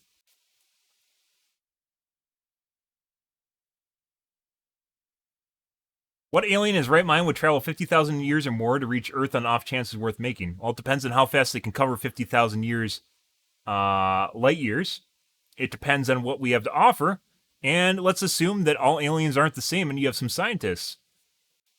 Yeah. I don't know anyone on our planet that would ever travel to the Arctic or the Antarctic to study life. No, sir. Who would go to the Antarctic to study life? Apparently some people would. Maybe not you. Maybe not this guy in the post.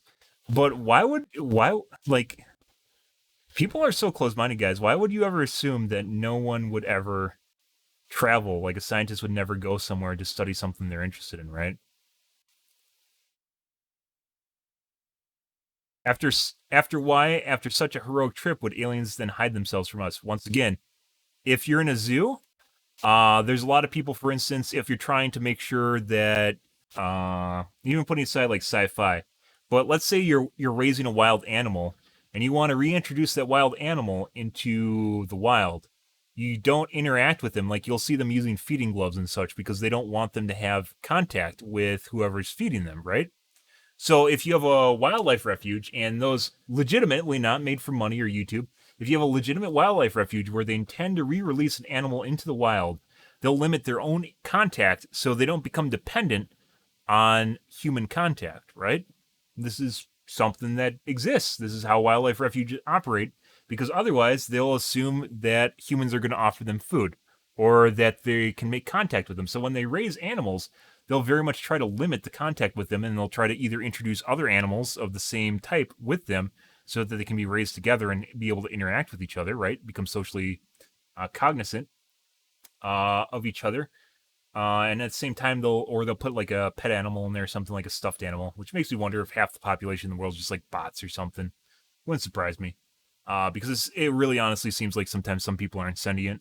But anyways, you put animals in an enclosure so they can interact with it, right? And they can grow up and they can become big and strong on their own, and then you can see what they can go out into the wild and live their life to their fullest. But if you're curious in a civilization, you aren't going to interact with it. Putting aside sci-fi, yeah, no, Ooze, you're there forever. Putting aside sci-fi, like a prime directive, like from Star Trek, makes a lot of sense. Which is you don't make contact with alien life until like they're ready to be made contact with. It makes a lot of sense. Honestly, like, it feels like one of these things where honestly, like, it probably wouldn't. What would happen if aliens just made contact? Like, hey, how's it going, guys? I don't think anything. I think there's a lot of people that literally would just watch Netflix. I don't think the first. I think if aliens like landed and like had a presence, like an embassy, if they like made first contact with us, like, I don't think it would cause hysteria or anything like that. I think there's a lot of people that just don't give a shit, right? Like, this entire article, the comment section here, guys, is so worth going through simply because of the nonchalance, the lack of a reaction from people about something that is extremely serious is kind of mind-boggling, to be perfectly honest. So I think if aliens showed up, there's a lot of people that raise a lot of questions, and there'd be some people that'd be very interested in them, like myself. But I also think there'd be just people that literally would go to work and go home and smoke their marijuanas and watch some Scrubs and play some World of Warcraft or something. I honestly think life would not change that much. I mean, obviously, putting aside alien technology, it'd probably do a number on our economy, depending on what kind of technology they introduce to our planet. But I honestly don't think it would change that much. There'd be a lot that'd change, but it wouldn't destabilize the world. If aliens took over, we'd probably have some proper governing. Yeah. So if they're benevolent, if they're nice aliens, I don't imagine they would ever actually completely take over. Like, if you guys can imagine, like, the way that civilization used to work, where a government or governing body would own a country and becomes basically like a protectorate, like, didn't have necessarily completely direct control over what happens, right? It's just like they throw like general rules at you, and then like they just kind of leave everything to kind of stick together, right? So, like, if aliens probably made contact with us, I assume they wouldn't have like a direct influence. Assuming they're benevolent, they wouldn't have any direct like influence on our development, where they're trying to control us, right? They just kind of let us do our own thing, and we'd talk to them. And maybe some commerce would start up or something weird. I don't know. That'd be kind of curious. I don't know how things. That's kind of an interesting thought topic. Is like, what would happen if aliens made contact with us? Putting aside putting aside war. And like, it could be one of the reasons that they haven't made contact with us is because we aren't worth it. We haven't figured something out. And I really think that, like, one of the stepping stones to that is fusion, net positive fusion, which we haven't reached yet, but we're pretty close on that. I'm pretty sure the next decade or two is going to have fusion in it. And France is probably going to explode first, so. Yeah, France is probably going to explode, but then we'll have fusion. And if you guys don't get the joke from earlier, the ITER is on France, which is the world's biggest takmak, which is going to finish in 2026. France will probably explode, but we'll have fusion. So, yeah. None of it makes sense, but it's fun to fancy. Actually, none of what you make sense. We literally debunk this with logic, reasoning, and rationale. If you assume other potential life forms are as underdeveloped as our species, your conclusions are correct. You don't use actual arguments or logic. That's so yesterday. Oh, don't use actual. Oh, this is okay. Satire. Okay, got me good.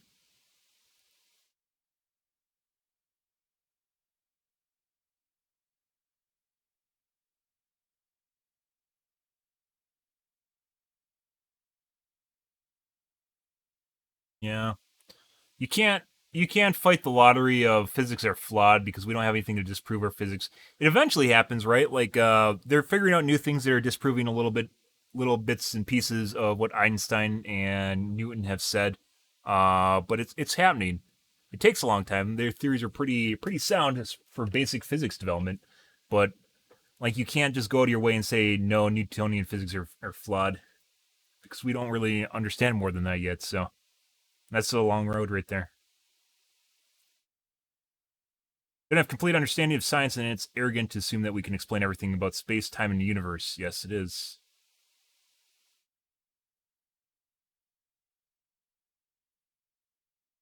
Yeah, just political jokes. All right, very cool, guys. We will cover this in the future if more stuff pops up. I don't think this is the last we're going to hear about that. Hopefully, there'll be something new this year. This is not the last. It was a very short. There's only 9 pages.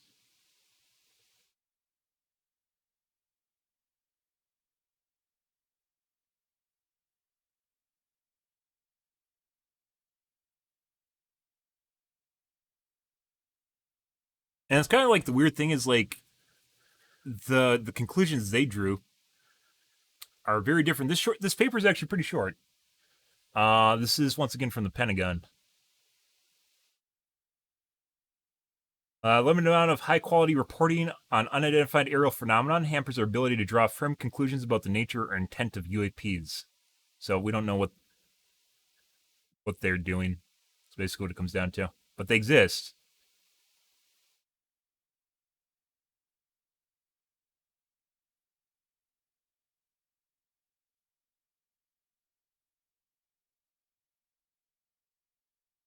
So they captured the 140 different cases between 2004 and 2021. And there wasn't a physical, like an actual organization to research them until 2017, I believe. Or 18?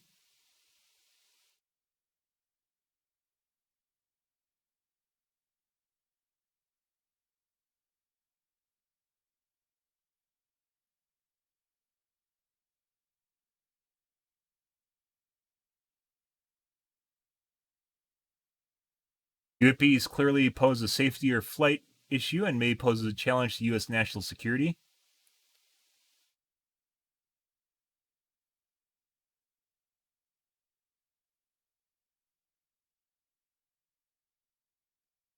Trying to combine multiple channels of information so they can better understand it.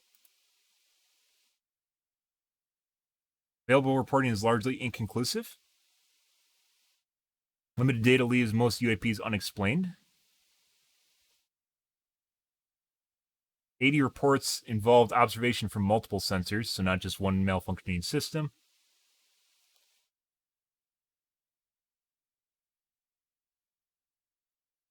Social, cultural stigmas and sensor limitations remain obstacles to collecting data on UAPs.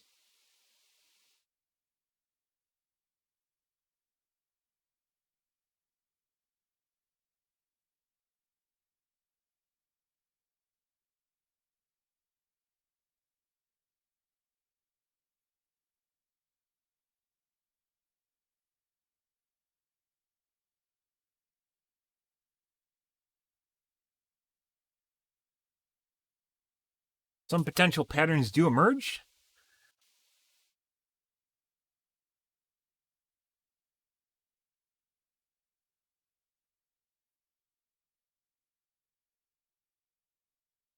There is some clustering of UAP observation regarding shape, size, and particularly propulsion. UAP sightings also tended to be clustered around U.S. training and testing grounds.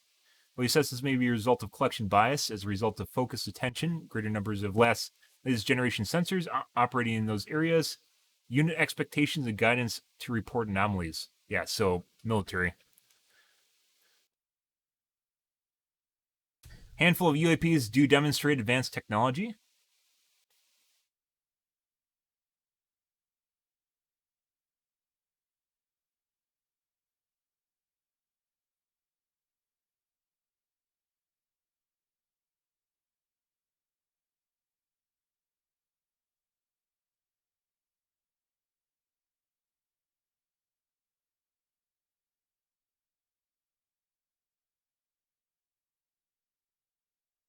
UAP probably lacked, so not 100%, 99.9.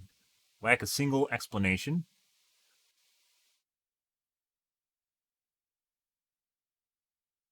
UAP documented in this limited dataset demonstrate an array of aerial behaviors reinforcing the possibility that there are multiple types of UAP requiring different explanations, so it's not just one type.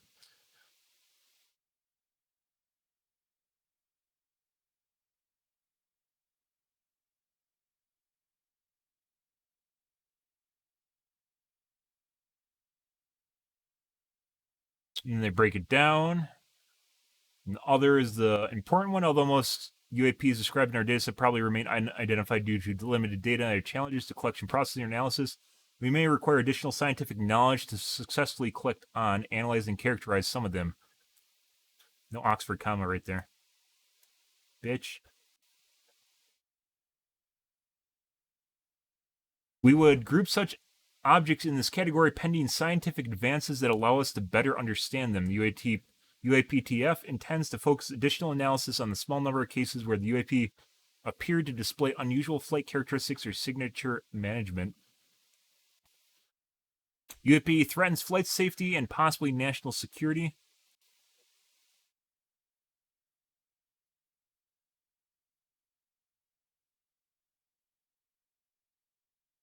ongoing airspace concerns, national security challenges for sure.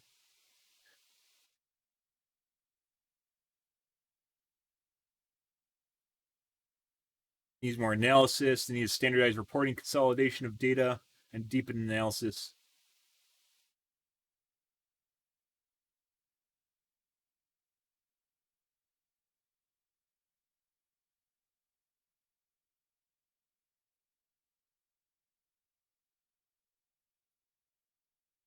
So I thought the USAF had their own version of this. They don't. I guess you think the Air Force would be further ahead on aerial phenomenon than the Navy, but it actually kind of shows you how disjointed our different branches of government are.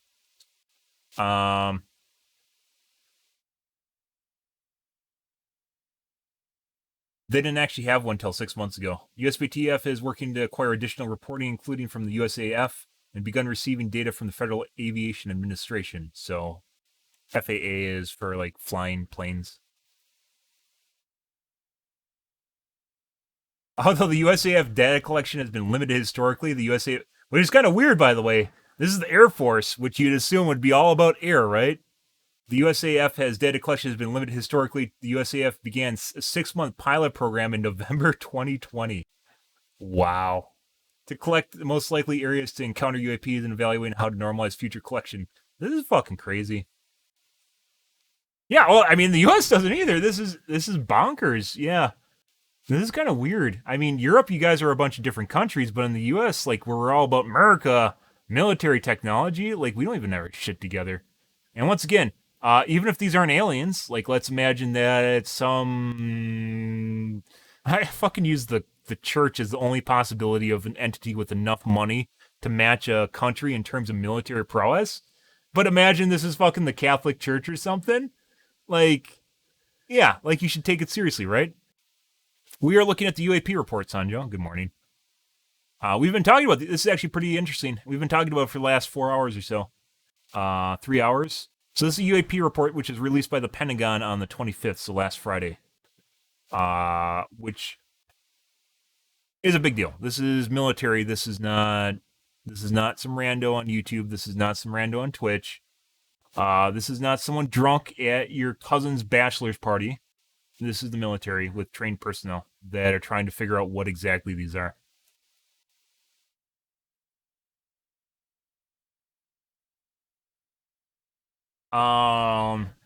Future collection reporting and analysis across the entire Air Force. The FAA captures data related to the UAP during normal course of managing air traffic operations. The FAA generally ingests the data when pilots and other airspace users report unusual. Yeah, so this is actually a good candidate. So the FAA, guys, is when you fly around an airplane, you're required to contact the FAA and tell them your flight plan and stuff like that. And they actually are a big reporting body. Actually, it'd be hilarious if the FAA knows more about UFOs than the government does. That'd be hilarious. Because the amount of people that fly around in airplanes is generally much greater than like commercial and not residential, commercial and public that fly around in like hobby aircraft and such is much bigger than the government. It's much more diverse. And as such, and also I'd assume the stigma is also less if you're reporting something to the FAA. But apparently no one's bothered to talk to them, so that's kind of fun. Yeah, maybe the FAA is the one actually controlling everything. Oh yes.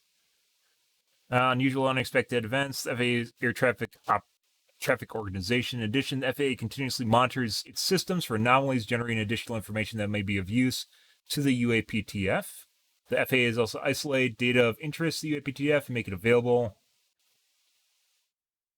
It's a robust and effective outreach program that can help the UAPTF reach members of the aviation community and highlight the importance of reporting UAPs.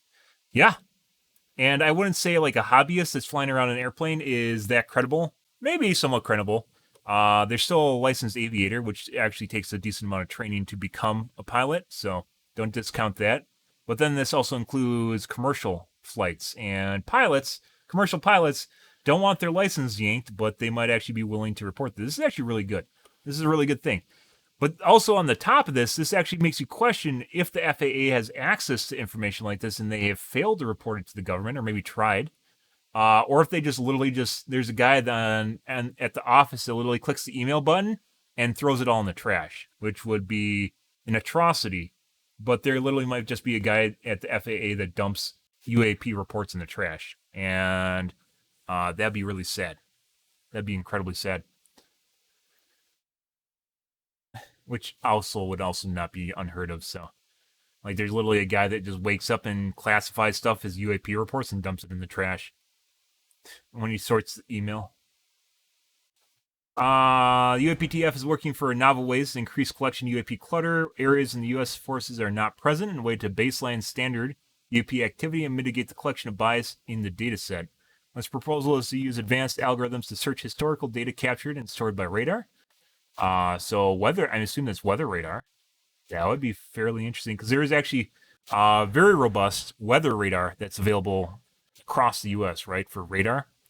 Not completely the same thing as military radar, but could also be used to cross-reference phenomenon, I believe is what they're getting at there. The UAPTF also plans to make its currency interagency UAP collection a strategy in order to bring to bear relevant collection platforms for methods from the DoD, Department of Defense, and the IC. I don't know what the IC is. Increase investment in research and development. Additional funding for research and development could further this virtue study of the topics laid out in this report. Such investments should be guided by UAP collection strategy, R&D, and R&D program plan. Key of terms.